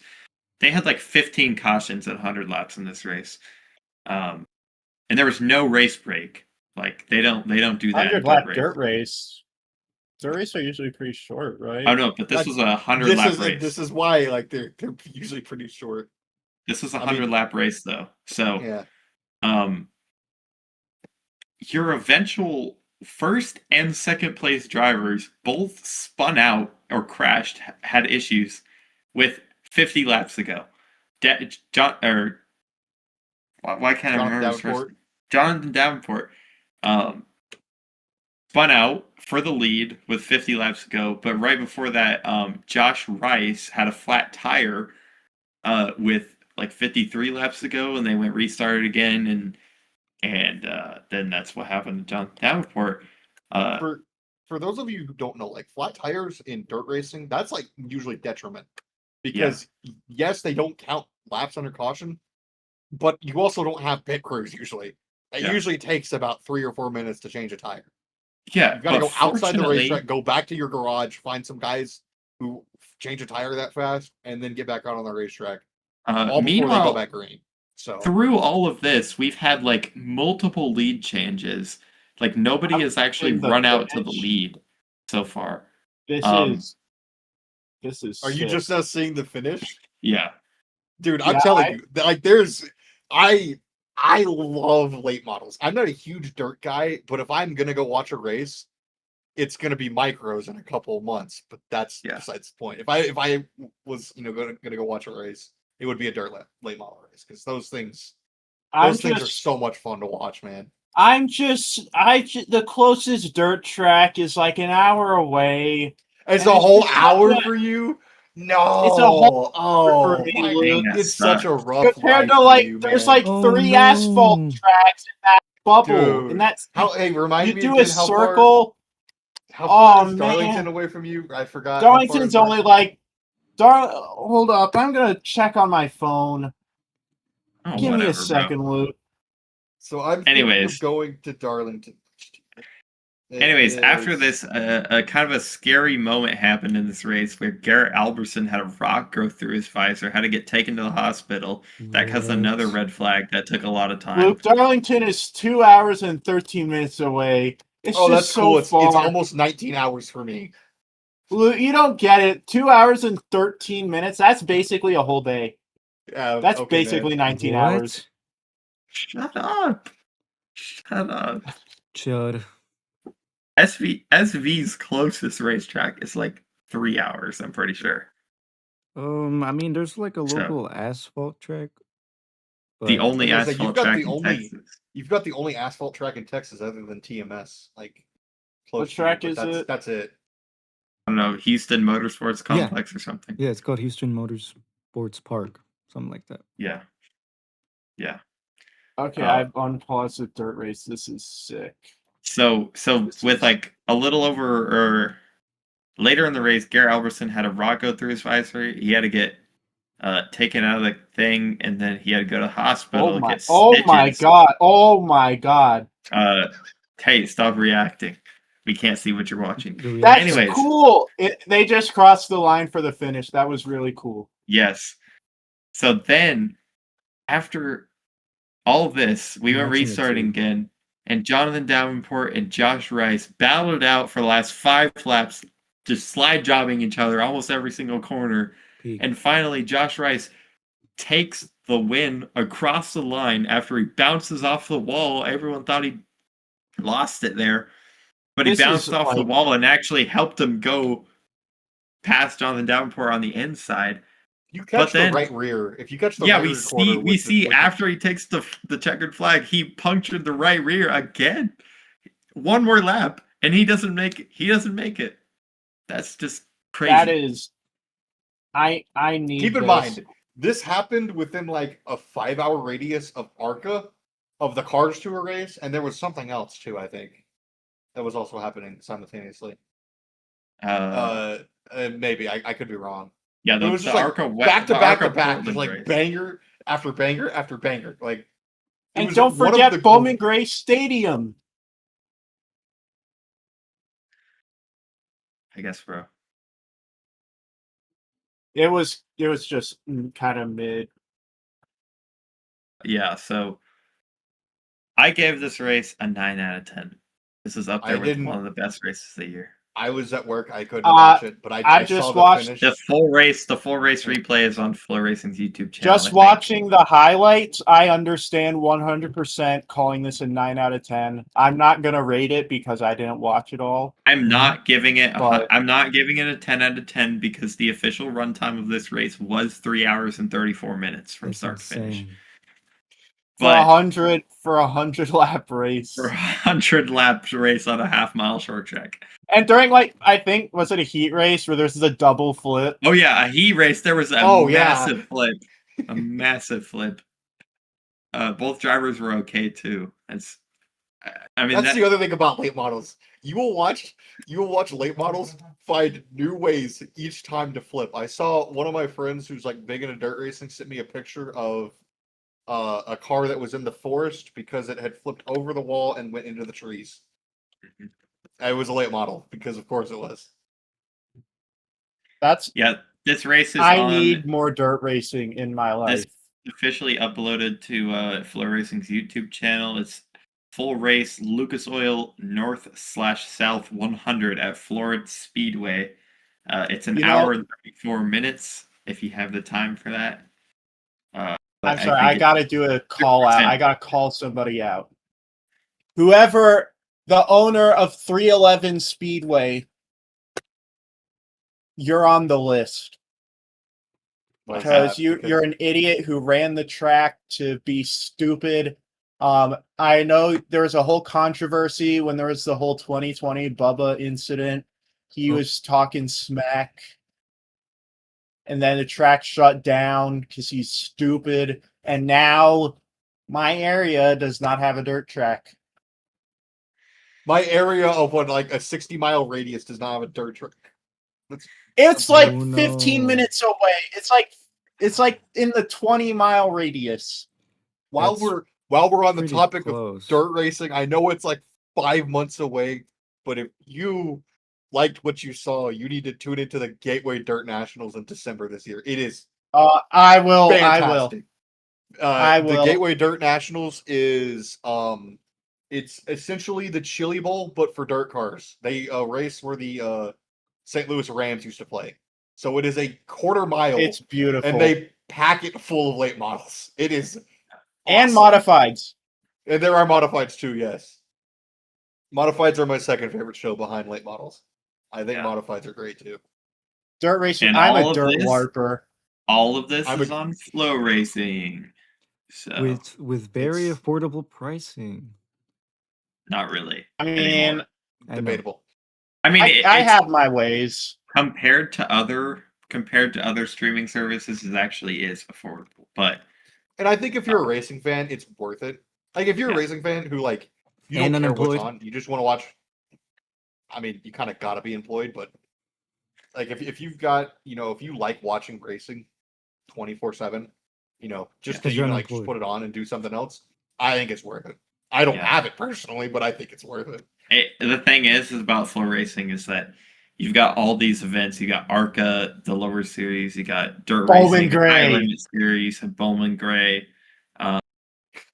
But you don't have to watch it live. Every single race that is on there is also like on your own pace, replay that you can watch. And that's kind of lame because you can't live tweet or anything. I know, but if you truly care about like your local short track or something and you just want to see what happened, I think it's pretty cool. You should go to it first off, but if you can't, then... yeah, go to it. Go to your local short track. Tate's like, oh, which short track do I go to this week? Yeah. Bowman Gray, they need my money. It's 30 minutes away. I don't know if I've got time for that. That's a long ways away. I don't know if I can go to Caraway. It's a little far. How far is Caraway again? I'm pretty sure Caraway's even closer. Son. How far is it? Just go-karting instead. Hold up. Also, speaking of short track races, currently right now as we're recording this, there is a race at Berlin Raceway. 27 minutes. You are... Shut up, bro. There's a race at Berlin Raceway right now as we're recording this on a Wednesday with Carson Hocevar and Cletus McFarlane making his late model race debut. Oh, that's today? Mm-hmm. Cletus McFarlane. So, you're not going to obviously be able to watch this right now with the floor race. Well, I was wrong. Bowman Gray is 26 minutes away. Man, I got... That's so Bowman Gray's close. That's so awful for you. I'm so sorry. I know, you should. We can... My closest dirt track shut down. If you want... because the airport wanted to expand. Hey, we can swap places if you want, if it's that bad for you.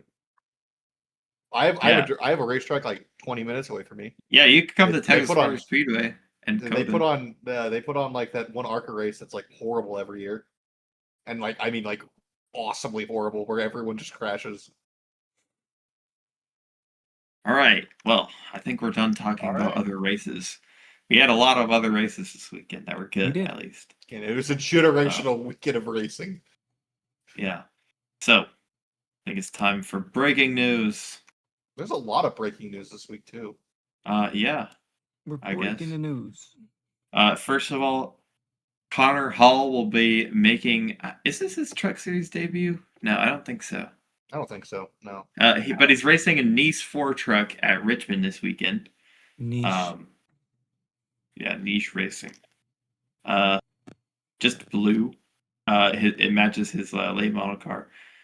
Connor Jones will pay tribute to Greg Biffle with his Hickory car. I guess this was his last weekend, That's but I looking just really wanted good. I like that. I That's just good. wanted to take a second to look at this because it looked awesome. It was Yeah. phenomenal. By the way, this will be Connor Hall's third truck race.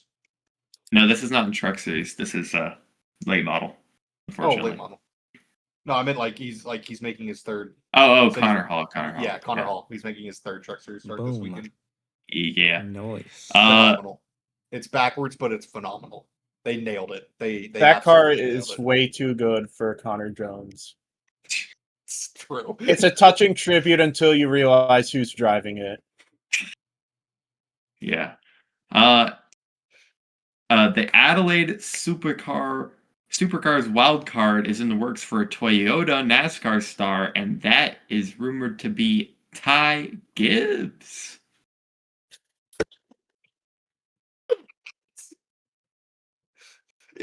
Dude, we had. I think Kyle Busch was supposed to do this race at one point. Cindric What's did, Toyota looking for? So Cindric did it. Why is last every year. single one of these teams picking their most mid-lame driver? There were Imagine so many being Gibbs is Australian not mid and the or first lame. NASCAR driver you see is Ty Gibbs. That does No, not they saw- make me again, want to watch They NASCAR. saw Austin Cindric last year.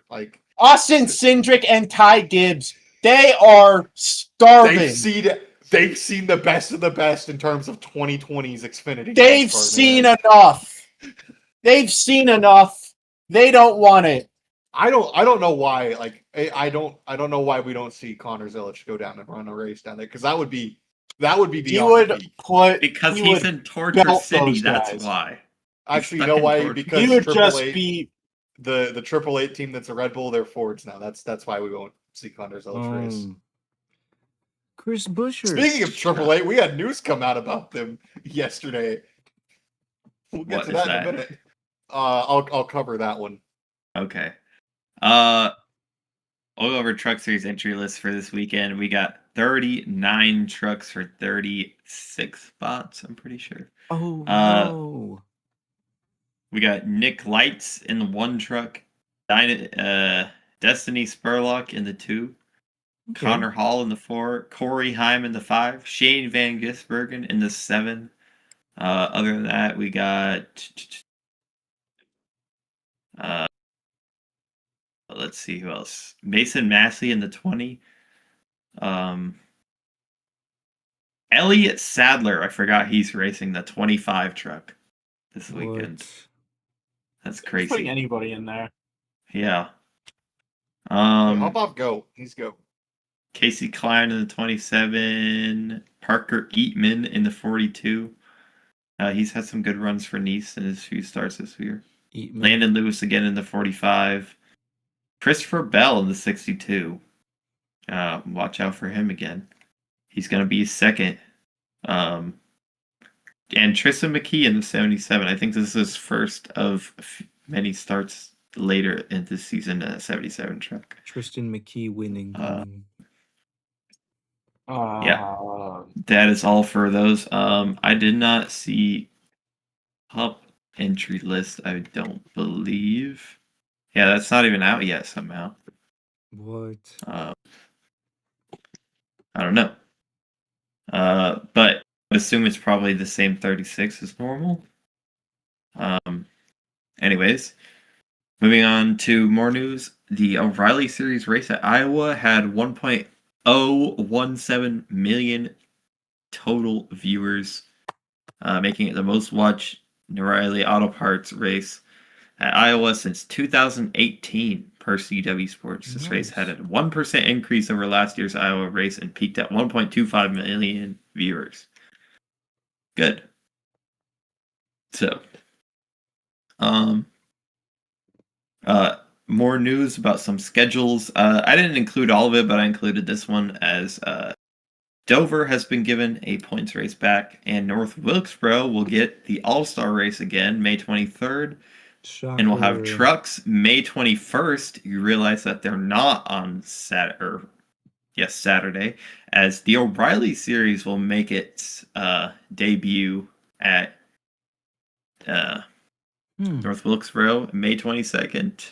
Yeah, I was And really pissed off about losing a cup date points race, but then the O'Reilly race, so I don't care. I'm fine with it.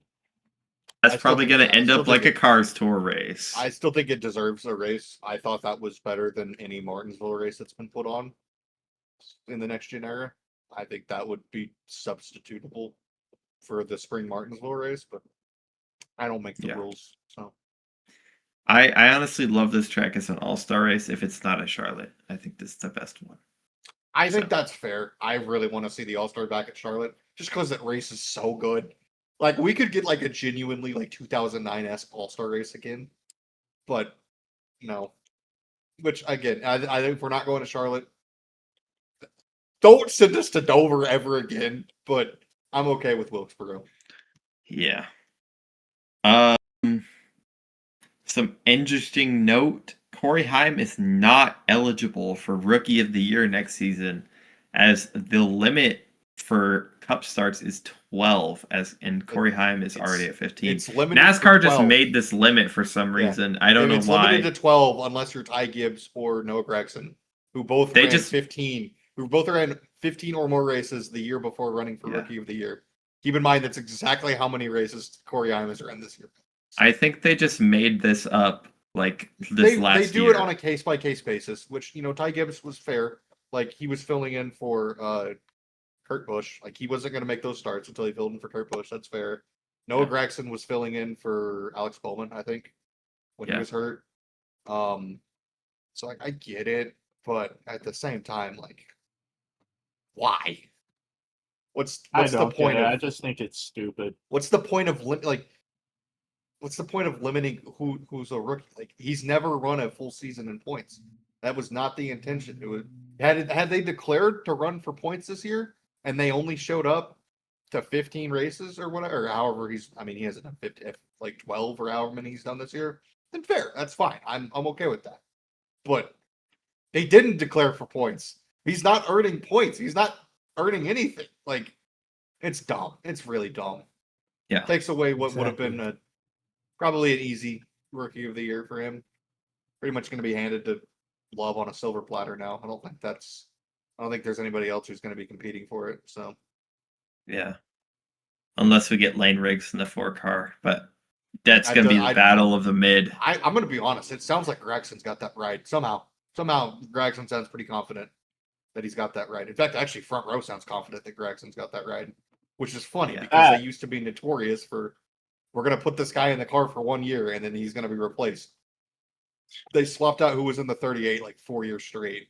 Yeah. And they settle on Gregson? Man, we're a bunch of idiots. Garbage. I don't feel like again, we had this conversation last week or whatever, but I don't hate Griggs. And Well, I I don't do. I like Noah Gregson. I like him. You I think stupid redneck. I think he's in a bad situation. Yeah, I think he's a wheel performance-wise, man. Yeah, it's called his career. I think he's a wheel. It's called he's a NASCAR driver, even though he sucks. He's a hidden gem. That's his situation. he's good at certain racetracks. That's the thing. He can have those standout performances at certain racetracks. There's some drivers that are just like mid everywhere. But Gregson has that Homestead racetrack, and he has Darlington. People forget he looked good that last year at Stewart Haas. He looked good in that 10 car. I thought that when he went to Front Row, it's going to be like, oh, it's a step up, and it's been a step down. But again, I don't know how much of that is him and how much of that is equipment, because it's hard to do worse than, I would say third or fourth car on a dying race team. That's pretty bad circumstances. So I would say that's pretty close to third car at front row right now. So I think he's good. I think he just, I don't know. You can't. I also don't think know how his many, teammates I don't know are how like many very good. So I think Zane Smith is a prodigy in the making. I think Todd Gilliland is pretty good. Yeah. I think Gregson could be. I think he would be equivalent to what I think we're going to see out of Jesse Love next year.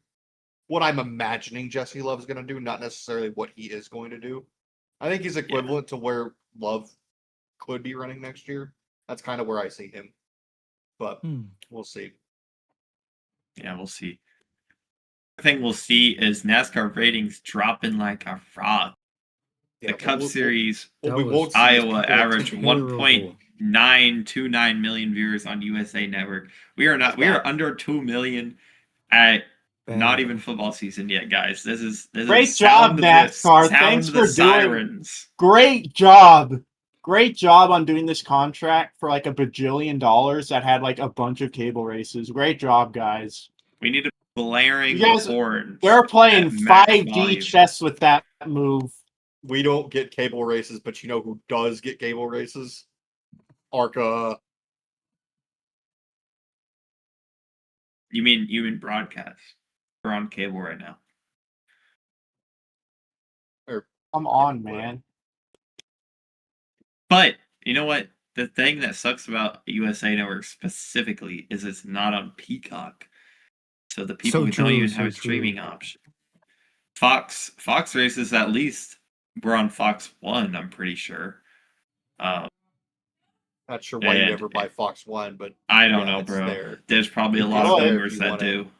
There's probably a lot of boomers that do. They got that 1776 special for a year. No, that's Fox Nation. Same thing, man. We all have that channel. Yeah, we got it. Anyways, yeah, Fox had Fox 1. Prime is obviously Prime. TNT had HBO Max, and USA Network has Peacock, but not Peacock, I guess, because it's a different company now. Well, it's actually a different company now. That's the thing. USA Sports is now its own company. So are the NBC races going to be on Peacock then, or?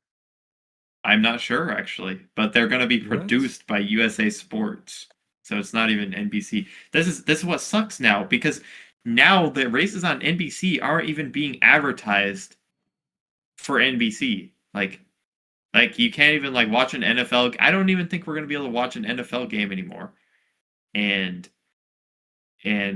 get NASCAR advertisements, because it's not even the same company anymore.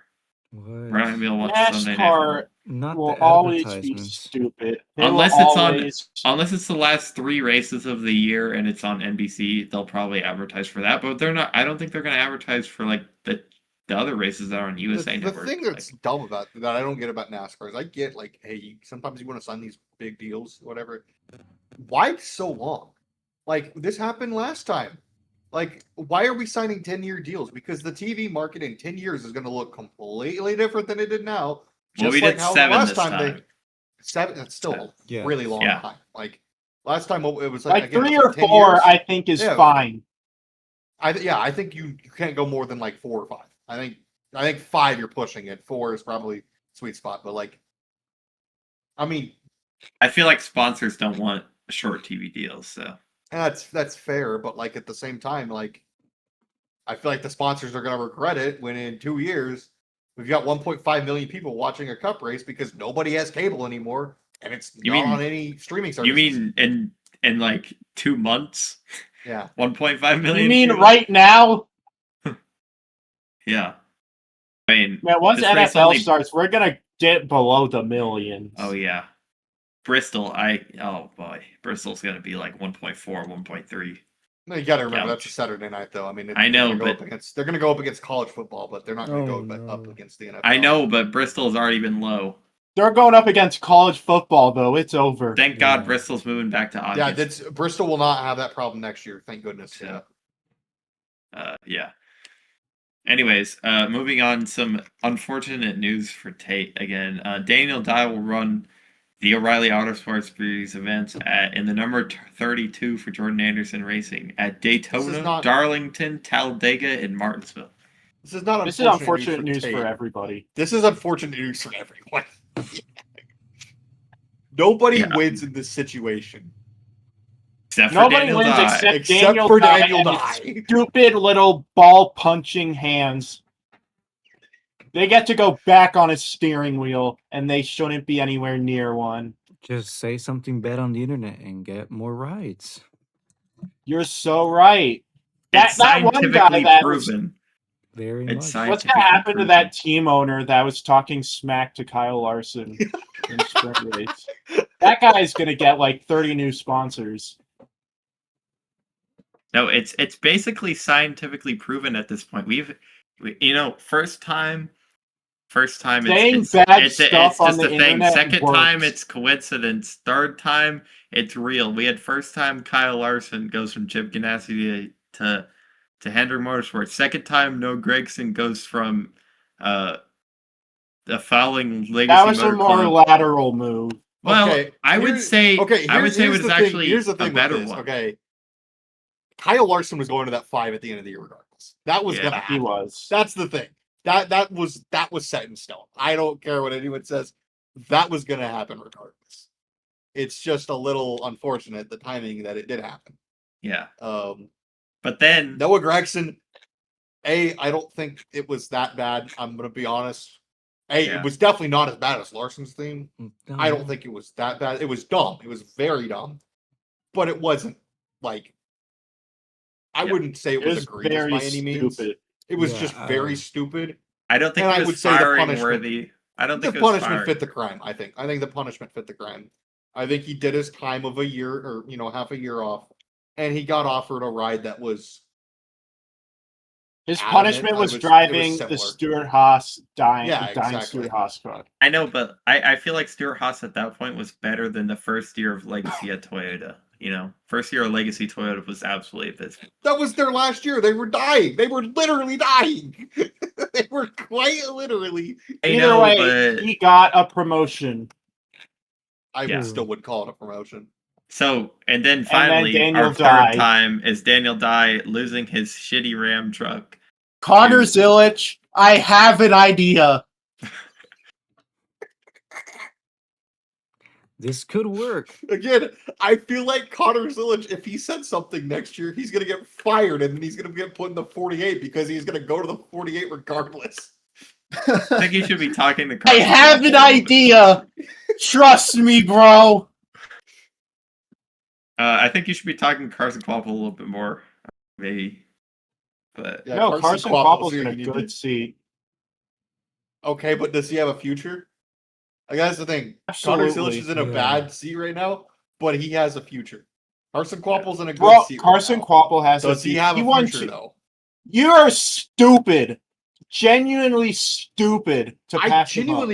I don't see anybody in Xfinity right now that has a future Cup racing. I don't see a single one other than Jesse Love. Oh, I thought you were just talking about his O'Reilly. No, I'm talking about Cup. I'm talking about future. Like, name me one like Xfinity guy other than Jesse Love who's already Corey announced. Day. And maybe Corey. Okay, Corey Day, fair. That's fair. But at the same time, I don't know. And at the same time, Hendrick's probably going to go to Zilic over him, especially if he doesn't do that, please.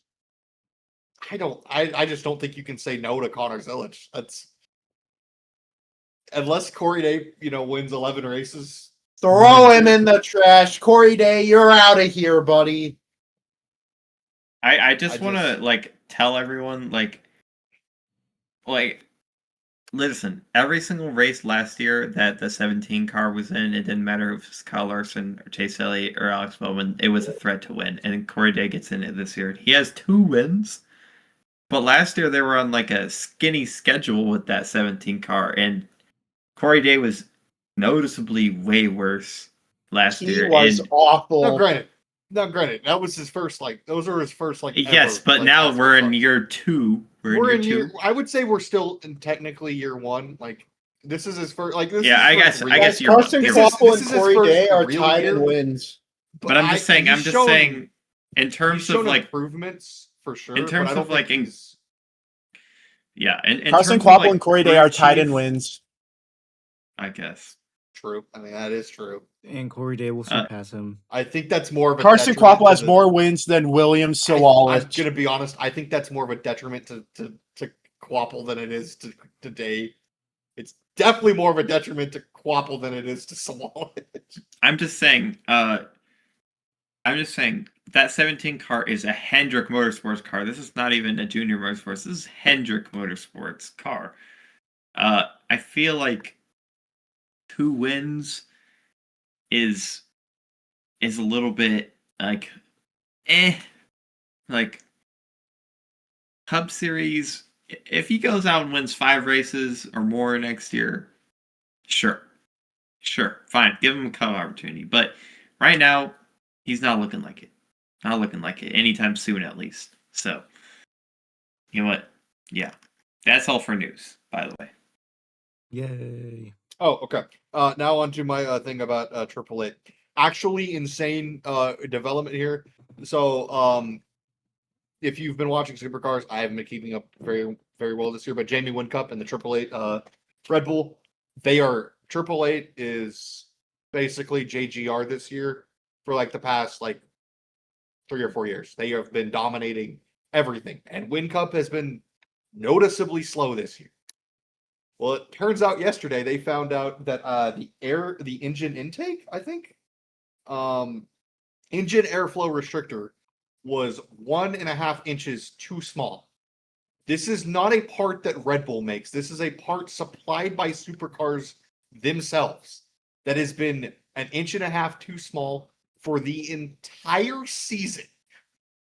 So yeah, that is being fixed now.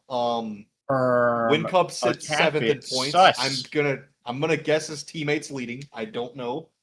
But yeah, this is it was kind of like, what is going on with Wincup? There's your answer. Thankfully for them, this is the last race before Supercars' glorified version of the playoffs. And yeah, let's go. It's worse. I think it's sitting worse. in a position to make it to the finals. So they figured the issue out at just the right time. And I'm sure that because of the issues they've had this year, the next couple of weeks, their cars will be 100% completely legal and probably not have any extra modifications made to it to make it fair. I'm 100% certain that's not going to happen. So, even if it is a 100% legal car and I'm wrong, it's a AAA car. Yeah.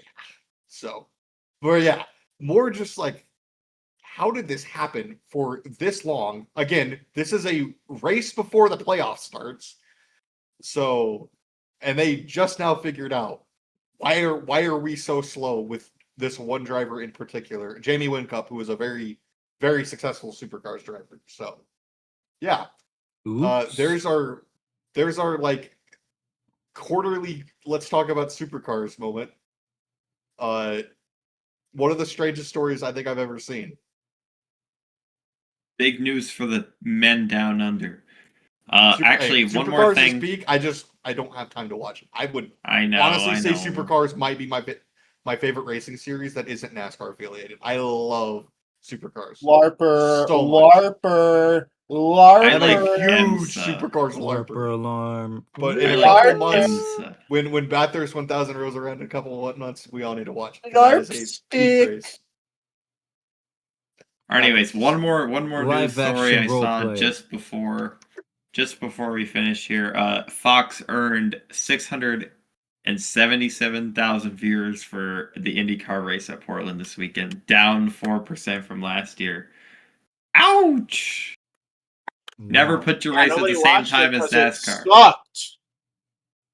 Stop putting the same time as NASCAR, please. For the love of God, IndyCar, please stop. You gotta putting wonder it at the same time if as that took NASCAR. away from some of the NASCAR viewership too. Like, I would say surely- it hurt both of them. surely, yeah. If there's not an IndyCar race, you got to think they cracked 2 million. Like, It's a That double-edged seems- sword. yeah, that I was seems watching kinda- And you both. got to think IndyCar probably gets up to like 800,000 too. I would think 750 for sure, maybe 800,000. I mean, it's 677,000. So, yeah, good number. Anyways, that is all for news. News. That was a long Now. segment. Long segment for not a lot of news, actually. So, It's the Finally. power rankings times.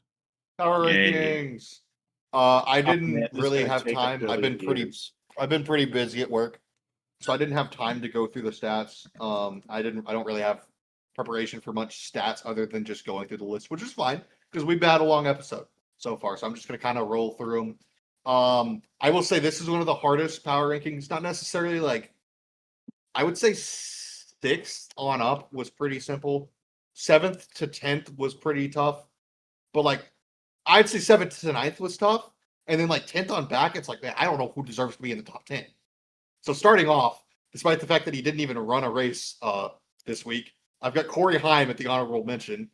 Honestly, he should have been in the top 10 last week after winning Indy. That was my fault for not putting him there. But like, nobody deserves to be in the top 10. It's like 8th on back. Everyone's just running terrible. At 10th, I have Chase Elliott. Barely.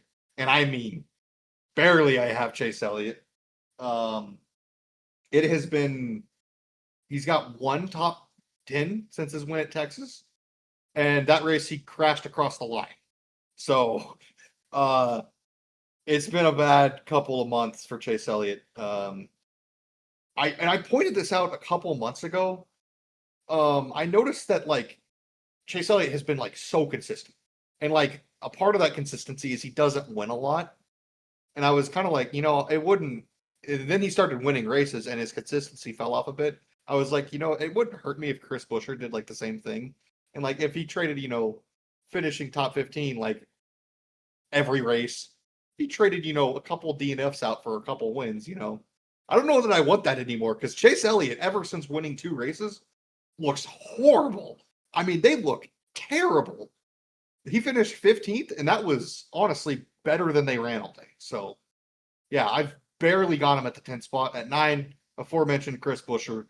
I think I had him at 10 last week. I either had him at 10 or honorable mention. I don't know. Buescher, honestly, I have in the top 10 because everybody else has just kind of been incompetent. And if there's one thing that 17 is, they're usually competent. They might not have speed, but they're never really going to run outright terrible. Chris won Richmond in 2023 and has looked terrible at short tracks ever since. So I really don't know what to think of for the 17 this week. Yeah. Up 2 spots this week. At the 8th spot, I've got William Byron. Again, I don't think he's running that well right now. I think he finished 11th. Just everybody else that's around him just kind of isn't running very well right now. So, Byron's a good short track racer. He's got several short track wins. I don't think that Richmond's necessarily a strong suit for him, but we'll see come Sunday. I'm expecting another top 10, top 15 run. Hendrick's just down right now. Hendrick is really down. They could use a spark badly. 7. Can't believe I've got him this high. But Joey Logano, honestly could have had him higher too. A month ago, I didn't think he was even going to make the playoffs. And now I think that he's got an outside shot at like a top 6 final point standings, top 5 maybe. And who knows, he could go on. It is even numbered. He could go on a tear and win the championship. But yeah, not much to say about Logano. It's a short track. He's going to be fast. He's going to be fast the next 3 weeks probably. And he ran 30th at Darlington. So we'll see where he starts the chase off. At 6th, I think this is the lowest I've had him all year. Definitely since the opening race. Tyler Reddick at number 6. I usually try to go 3 spots, no more than 3 spots a week. I dropped Reddick 4 spots this week. And honestly, I think it could have been more. We've covered it. He looks bad right now. Not necessarily slow, but just there is no consistency for this 45 car at all right now. They're either running off the pace or the moment he has speed, he's making mistakes like he did on Sunday. So, yeah, Tyler Reddick, again, covered it. Not a very good short track racer. Not expecting much. Probably going to drop more after this next week. Top 5. I think first time no, never mind. He was in the top 5 last week. Chase Briscoe at number 5 dropped 1 spot. Honestly, not because he did anything wrong. I just think the people in front of him did things right this week. I don't think Briscoe's a pretty good short track racer, but MTJ was always very good here. I know that that's not necessarily been the same argument this year that it was last year. Whereas if Briscoe goes somewhere that Truex is good at, he's probably going to run well there. Not necessarily the case this year, but you've got to think James Small has a pretty good notebook for this place. Number 4, up a spot, swapping with Briscoe, Christopher Bell. This is probably the highest he's been all year, definitely since the start of the season. He's hitting his stride at the perfect time. Bell is running very good right now. Short track, JGR is going to be fast. He's always good. Again, once we hit playoff time, chase time, Bell usually turns it up a notch. So, yeah, I've got high hopes for him. Third place, dropping a spot, is Ryan Blaney back to 3rd. Again, I don't necessarily think Blaney did anything wrong. I just think the 2 people in front of him have been doing things right for a while now. Again, short flat track, Penske's going to be competitive. I think this is Blaney's worst short track. Again, kind of like I said earlier, that's kind of like being like the brokest billionaire. He might run top 5 this week. He might not have a race winning. So, number 2, again, I like to limit this to 3 spots, but I moved this person up 4 spots. Honestly, I think I was falling a little bit behind. I think I could have been moving him up sooner, faster. Just because I'd have to double check right quick. Golly, I think 5 of his last 6 races have been 8th or better. So probably should have moved this up. And 3 of those were in the top 5. 4 of those were in the top 5. So number 2, Ty Gibbs, last week's winner. They've just been. They started really well. I think the first up until he won Bristol, they didn't have a finish worse than 12th at non-super speedway races. His only bad finishes were Daytona and Atlanta. Other than that, he had top 10s everywhere. Then kind of fell off after Bristol, and now they're starting to pick it back up right before chase time. Again, right at the perfect time. Yeah, I think Ty Gibbs is making a serious threat for the championship. We'll have to see. And at number 1, that's surprising, Denny Hamlin. This is. I don't think there's such thing as a bad Denny Hamlin racetrack, but if there's a good one, it's certainly Richmond. He's got several wins just over the last couple of years. I think this is his winningest racetrack, maybe other than Phoenix or Pocono. It's between these 2, if I had to guess. This is a Denny Hamlin racetrack. He's probably going to win. He's definitely going to run top 5. I would be amazed if he's not a top 5 driver on Sunday. Yeah, this is this screams a Denny Hamlin weekend. I don't see him moving at all before the playoff starts. I think he's on his own pedestal. 2nd through 5th is kind of right there. 6th through 8th is kind of a step behind, and then 9th on back, it's just I'm lost. I'm lost as what to do there. So yeah, that's the power rankings. Power ranking. All right. That was cool. Anyways, I'm watching the Battle of Berlin right now. Whoa. This is a massively stacked crew of cars. Let me tell you, we got Ty Berlin- Majeski, Bubba Pollard, Carson Holy Hocevar, Cleese McFarland, Tristan McKee, and yeah, those are just the people that are off the top of my head. Is this on Flow or what? Yeah, Flow. It's 250 laps around Berlin, and it's not even a big field or anything. It's like 20, Has it 27 started cars. yet, or are they like doing? Like, Yeah, it contests just or started. something? Just started. We're Okay. 20 laps in. Okay, I might have to. I don't have flow. I might have to change that today. Yeah, Okay. There's other pretty ways to cool. watch Pretty the cool looking race. It might be on. It might be on Amazon. Well, you have to see if it's on Amazon Prime. I don't know if you have that, but it might be on Amazon It's only Prime. $13 a month if you do it annually. That's not bad, honestly. That's not terrible. That's iRacing money. Yeah. That is a And it- horrible thing to say. Tate, Oh, that's you're just like, iRacing money. wait, I mean, that you is could how much you could iRacing is easily a month. not buy. You could easily not buy like one sheet metal. remember, money Bam. talks, wealth Paid whispers. for a I whole may year or of may flow not racing. have bought a sheet metal Exactly. over the past week. That's I Luke, know. Luke, That's what I'm make saying. your wealth whisper, and Yes. instead of here's the thing. It was instead of 40% getting off. sheet metal, It was 40% off, and I do not have a Todd Gilliland door yet. But so how and much let me was tell it? you well worth something: it. money talks, but wealth whispers. How much was How it? much? How much was that diecast? If you don't mind me asking. You got to whisper it. I just was it over $100? I don't like talking about money. Okay, fair I'm enough. not comfortable talking about. No, it is $100. I'm actually curious. How much was that? It was- door wait, for how much was it? 130? It was listed at like 115, so like there's tax and stuff. So 130. Okay, my door was $50 more than that. I think that's a good price.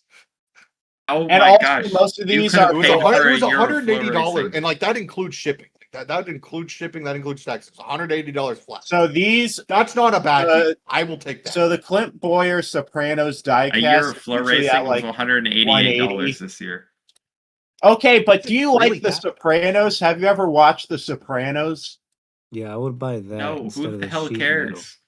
What do you It's a mean? very good It's peak. It's $12.99. It's a very How much good is taxes? I said But it these was are usually like $188. It's $188 $199. If you multiply that by including 12, it's taxes. $155. How much taxes is there? I don't know, bro.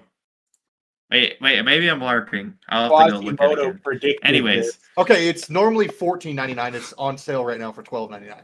So You know who else that might be predicted why. this? it's Karl probably like a new Marx. customer Yeah, discount. that might be or what it something. is too. What? So just use a new email address each year. That's I all you could. do. Hey, Gabagool. What happened, Tate? Anyways, finally we'll move on to our It's next races. for motorsports. Next for motorsports happening right now. Yeah, next for motorsports happening right now. Ty Majeski is That's currently NASCAR making a next. pass. Ty Majeski is making a pass for 8th place. Okay, what's happening Carson Mosfar later? following closely behind him. Who's Anyways, what's his name? I don't know his first name, but his last name is Shannon. Anyone have any ideas? All right, Nope. bro. Anyways, Time to check Matt Weaver. Is Matt Weaver covering this race? we'll see.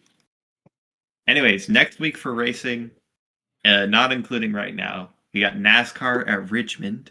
No modifieds. That's very sad. No wheeling modifieds. But trucks and Cup Friday and Saturday night.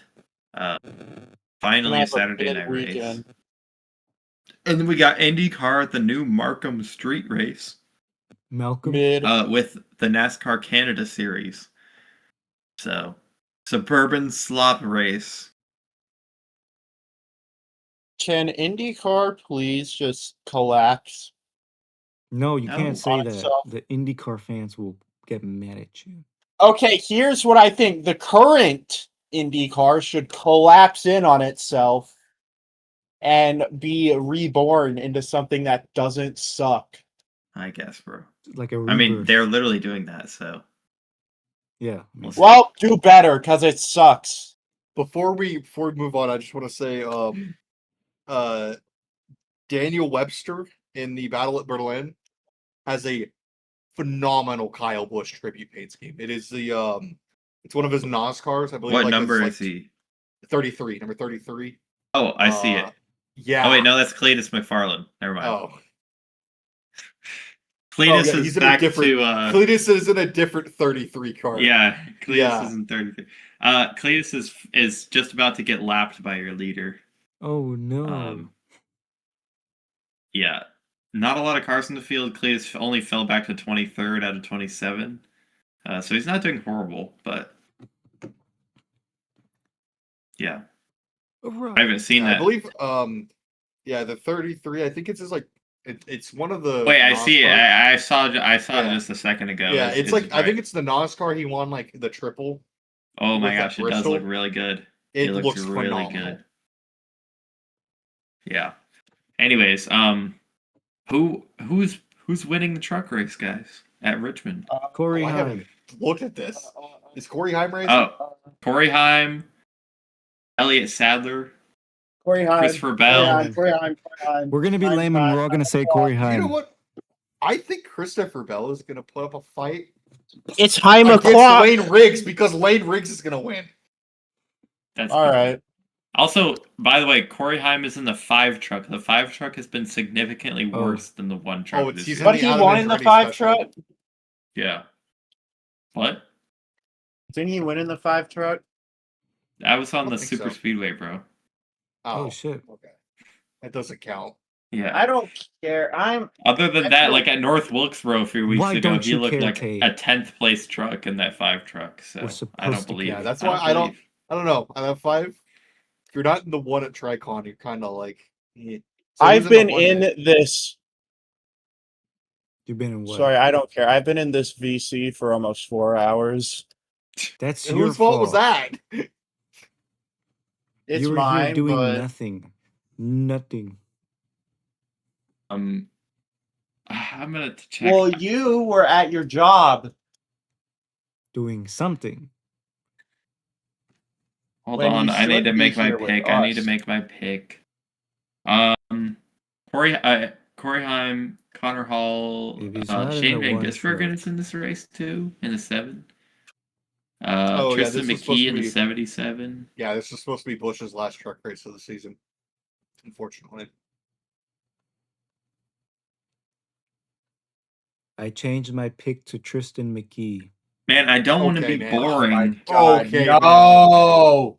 No. I'm gonna be You're honest though, a Tristan stupid. McKee win would be You're absolutely stupid. hilarious. That would be You so are funny. stupid. That would be so You're funny. genuinely an idiot. this is for doing So This that. I is don't want to smart. be boring or anything, but the last few truck races on short tracks have been extremely boring due to one team, and that is the Front Row Motorsports team. Now, who wins? I'm going to say the superior driver in Lane Briggs. Oh my Okay. god, you're so. See, you agree with me. We're on the same page here. What a hot take. Once Tristan I McKee know, wins, it's such a hot take, but I do believe that Chandler Smith is going to be pretty close, and it's probably going to be whoever wins on a restart. So, yeah. And This is also such that a 7 beautiful truck was car. the closest truck to Lane Riggs at the last short track. So if Shane Who Van was driving Gisbergen it? get his act together, which so I Tristan McKee is honestly winning. don't think so, he could definitely challenge, but he'll probably run top 5. I would say top 5 would be a good day. And also don't forget about Christopher Bell. But those Front Row Motorsports trucks have been front row capable last few weeks. So watch out. Cup time. So in that cup race, Speaking of Bell, Bell's winning at Richmond. okay. Denny Hamlin. Okay. No. Oh, bro. Stop. No. No, I'm not. I have zero faith. Okay. I would love. Watch, they're I would love- gonna win this week because Luke is like reverse. Oh, if jinxing I'm them. wrong, I really hope I'm right. If I was wrong about who I picked to win and it was really an RFK car, I would be so upset, man. I probably wouldn't come on this podcast for another. I bet 3 you would weeks. be. I would take another break. You No, would be upset I would because love that'd be a Ryan. the only would week of love- this year that you didn't pick them. I would love a Ryan. That's not true. Orion I've had And like it's Bowman. gotta three be like races where I 2. pick somebody else. You would love There's gotta be, Orion like, I would 2 Bowman. love weeks. Orion Priest win. Don't get me wrong, but I don't like the speed. Brad Keselowski, I don't think Richmond is his best racetrack. And Chris Buescher is flat out terrible on short tracks right now. I have no idea why. And again, he's terrible on short tracks, and he was the highest finishing Roush car last week. Yeah, I'm not even I'm that delusional. You are, bro. Who do I want to pick? Like the reason, like, I don't really think they're gonna win every week. I know, crazy story, but I don't want to be boring and be like, oh, I think Denny Hamlin's gonna win this week. Because I can do that every single week, and it would not Like be a tape. bad pick. Other Like than like tape. Sonoma. I'm boring. Okay, I'm a Yeah. boring guy. I'm sorry. That's why I picked Sammy Smith last week, all right? Right, Right. entry list is out. It's just Yeah. It's it's everybody Josh normal Bilicki. Josh Bilicki, the only guy. in the 66 or what? Yeah. Okay. Christopher Bell. Christopher Bell. I don't think it's a Bell weekend though. I don't think this is Bell ever won at Richmond? I don't think so. This doesn't feel like a Bell weekend. This doesn't feel like a Bell weekend. This And, you know, feels This like doesn't maybe feel that like means a it is Bell his year. weekend. So true. this feels like a Penske Austin / Denny Dillon. Hamlin / Austin Dillon weekend. Great pick. I'm going Austin Dillon this weekend. That's who I was missing. Yeah, I'm gonna pick Austin Dillon. All right. Alright. All right. Because Yeah. it would be funny. It would be funny because his win All means right, absolutely nothing this year. Yeah. And again, I think it would be a great story. Honestly, not only would it be really funny, I think it's a great story. RCR deserves a cup win after everything that's gone Yeah. through. I think that would be a really emotional moment. I think it'd be awesome, honestly. That would be cool. Austin Dillon, Yeah. three-peat for Mr. 3. He is take the gun out of your mouth. You are the real number 3 when you go to Richmond. I guess. Wait a minute. I just realized, why do we think Trackhouse ran so well last week? ECR It's racetrack RCR. could be a Trackhouse weekend. Holy shit. Oh my Thomas gosh. Illich is gonna win. That's not what that means. That's not at all what that means actually. But that definitely means that Chastain and SVG might be a little bit better. It might be competitive. Just saying. You know what? I may have. I'm gonna be No. extremely boring. I'm gonna get a lot of haters for this. No, don't say Ryan Blaney. No, Joey Logano's Logano's winning. Oh my god. Oh my god. Boo! Tomato. Bro, he just punched his camera. He actually just punched his camera. There's the thumbnail right there. Write that one down. 21822. There's the thumbnail. he just He just punched his camera. absolutely dominated Richmond. Absolutely dominated I will write it down. whatever that race was. North Wilkesboro last few weeks back. You know what? Who else I'm watching out for is I don't want to say Tyler Reddick because his luck right now, but Bubba Wallace. Bubba Wallace has been good at this track, and 2311 specifically actually has been good at this track. Remember who was second and third across the line Written down. at the first time that Austin Dillon wrecked everyone to win at this racetrack? It was actually Which Bubba in Wallace. reality was like 5th and 6th, but yes. Yeah, Bubba Wallace got second, and Tyler Reddick got 4th because NASCAR threw the caution 2 feet before start-finish line, causing Denny Hamlin to beat Tyler Reddick. But honestly. Little known fact there. But yeah, and then last year, I'm pretty sure Tyler Reddick was like the fastest car at this track and had a problem. I think 2311 had a pair of problem issues or whatever, and they did not win. I don't even remember who won. I never remember Richmond. I remember every single other race in NASCAR except for Richmond. Wait, which race were you talking about? Last year's Richmond race. In the spring? Austin Dillon won. That's all I remember. I don't remember anything else. Or wait, no, there's only one Richmond race. Yeah. Yeah. I forgot. Yeah. I don't remember anything else. That one. I know Ryan Priest sat on the pole, which was awesome. I don't remember that. I genuinely think nothing happened the last 100 laps. I think Dillon led every the last quarter of this race. I don't think there was anything else that happened. I just want to know who is the finishing order. Let me go look it up right quick. I'm curious now that you speak of this. I think Priest finished 2026 net or 2025. Oh shoot! I just opened a new tab. I will give you the top 10. Okay. Just to go through this. Stage 1, Tyler Reddick and Bubba Wallace, P1, P2. That's what I'm saying. Stage 2, Well- Bubba Wallace won Hey, stage 2. guys, Yeah.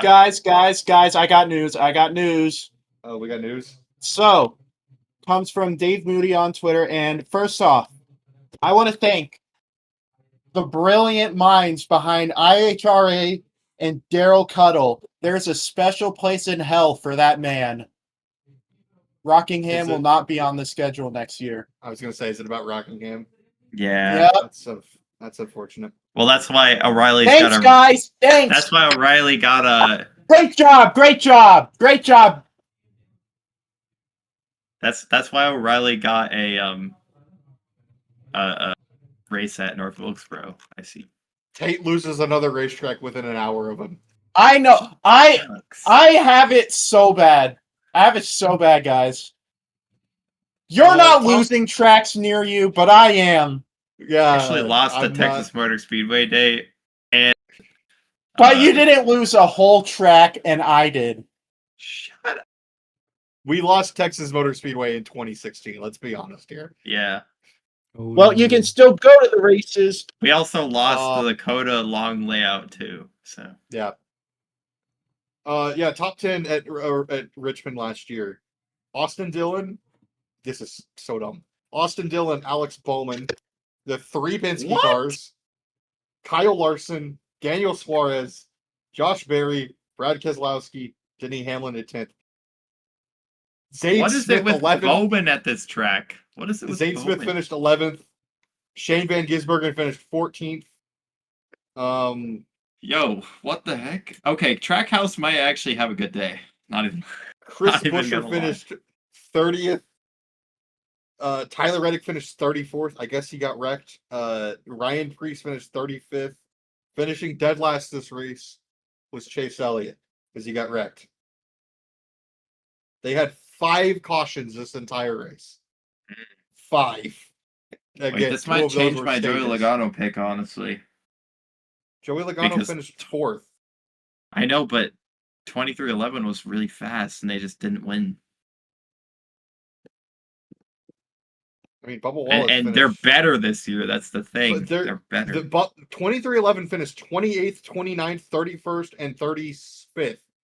Okay, but they won stage 1, 2. They had issues in that final stage. I told you that, but I just didn't remember where they finished. Where did they? What were the issues though?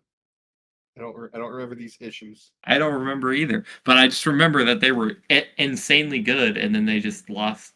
Like all of them just collapsed. Even Riley Herbst that never even showed up. But let me just say, I'm gonna keep my pick at Joey Logano, but my second pick is Bubba Wallace. My second pick. Okay, So pretty good.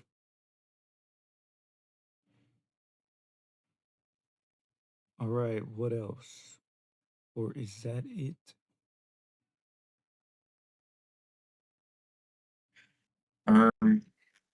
I just saw a thing on Reddit. Wallace I just saw a lost thing on Reddit wheel. that Wallace lost a tire. That's what okay, happened to him. that's what happened.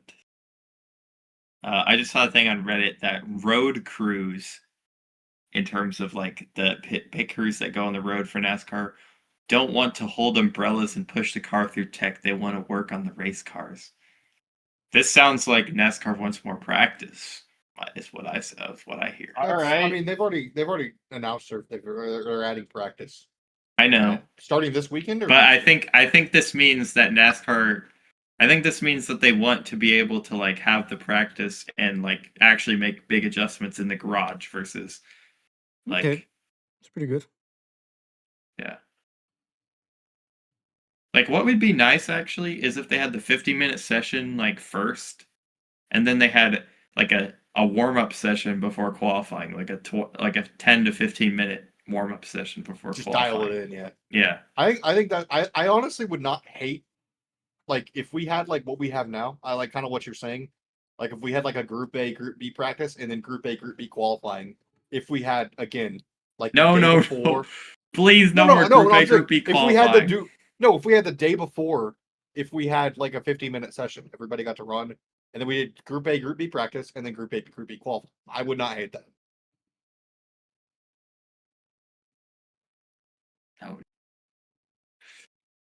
I would hate the Group A, Group B qualifying. I Alright, like bro. qualifying as it is right now. Right now, it's I actually mean, fun it to really watch. doesn't change anything.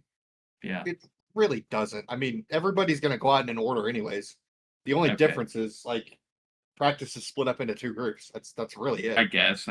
But Group A, Group B qualifying doesn't change anything because it's Group A goes and then Group B goes. If it wasn't, 40th would go, all the way down to first would go. I mean, it really doesn't change it. I just feel like It's if you had like a, it uses I the just same feel like metric.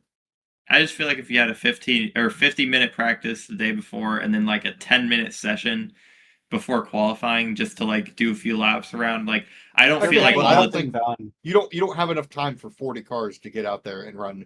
no, but for I 10 don't think minutes. all the So- teams would use it though. I think don't think all most the- would. I think a lot would, but I just don't. That's think a why lot I think you give Group A 10 minutes and then Group B 10 minutes. Yeah. That way, it's like at most you're gonna have 20 cars on the racetrack, and you have open track. Then you're never gonna have an open track for 40 cars if you give them 10, 15 minutes. So All right. that's why I think So- splitting. You don't necessarily have to split up qualifying. I think it just kind of makes sense, but I think splitting up practice into 2 groups All right. just kind of makes sense Yeah. if you're gonna do it that way. Granted, I would just prefer us to have 2 really long practice sessions and then a normal qualifying session. But if we're gonna do it that way, I think the group just makes sense. All right. Finally, IndyCar picks. Markham Street Race. Alex New below, street Alex race below, that Alex is. below, Alex below, Alex below. Is anyone not picking Alex below? Kirkwood. You'd be stupid not to. No, No, you're picking Alex below. I want to be right for once. I'm gonna pick Alex below. I'm tired of being wrong. I'm I don't know. always right. I feel like Kyle Kirkwood's gonna win now because like there's almost no way he's gonna catch Alex below at this point. So I'm gonna pick Kirkwood. So also, this is the second new street race this year. He won the first one at Arlington, so I like his chances. That's it. IndyCar is dumb. Shut No, up, Tate. they're not that dumb. It's kind of dumb. It is kind of dumb. It's very dumb. When's the next F1 race? I haven't talked about F1 in so long. Yeah, well, they're on their Because summer they're break doing their right summer now. break. Was the last F1 race? It is Hungary. Next race is August 23rd at I don't Stanford. remember that one. Who won Hungary? Nando Norris. Nando Norris. Final thoughts. What are your final thoughts, guys? I think Carson Koppel sucks and hates everyone. Go to your local racetrack.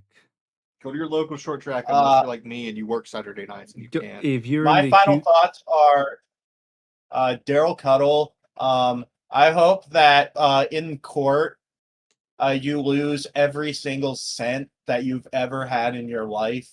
Derek Cuddle or Roger Penske? Both. Who's worse? Oh my god. Oh man. That's another separate Don't video. punch your camera again. Don't punch it. Can't take another hit like that. You know, it was really soft. Like it was just like this, but because like You knocked it it off off again, again, against it. idiot. Yeah, that seemed pretty hard, man. no, I'm like Right. Well, let me go watch the rest of this Berlin race, guys. If you're in the Houston area, go All down right. to Speedway 146, have your birthday party event, and you can ride around. I gotta with drop go-karts some trout in a right circle. now. Actually, I have one more thing to say. I went go-karting this week. Very fun, very fun. Where'd you go? He K1 or- lost. I went to Dallas Karting Complex. It's I've out seen that of the place. way. It is I've as far seen from that place Dallas online. as That place looks fun. it is Unfortunately, very I don't fun. live in Dallas. I never Yeah. have lived near Dallas, and I live even further away. By the way, it is not close to Dallas at all. It's about an hour and a half away without traffic. So Is it north, south, east, or west? it's can't read that, Tay. northeast Oh. ish. Northeast. My impression So of it's a pretty- dead it's mouse pretty I close. found in the pretty kitchen close It's to the last past night. Oklahoma the border, lakes. It's then. on the other side of the lakes. It's close to the Oklahoma border, then, isn't it? No. It's not Oh. not Oklahoma. It's like if you're going towards Tyler, Texas, kind of, but like Okay. north of that. I don't know the Dallas area. The only thing I Darn know it. about Dallas is that if you go north, there's a certain town that's got a population of like 30,000. Oh my god, shut up!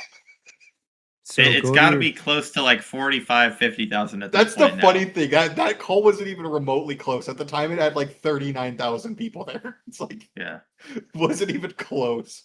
I When love how Chris he's trying to Buescher- make Prosper seem like this small little town, but it like Prosper, It's Texas. just is, the suburban headquarters- slop. It's suburban Prosper, slop. that's what it is. headquarters Like I of saw a Dude video, it was like Perfect. it's like, isn't it like a super rich town? It is. Go look up the Prosper, No. Texas high school football field. I is saw more- that. I is saw a more video of impressive like a than school most- that opened up in Prosper. That Yeah, place there's- looked like a big, like government funded, like The It looks- Prosper it high looks school field crazy. is more impressive than most D2 college football fields. There's probably a couple D1. what is out wrong there, with too. Texas? Why are there Everything. high school fields like that? Because- Why do you have 50 million short tracks near you? I don't know.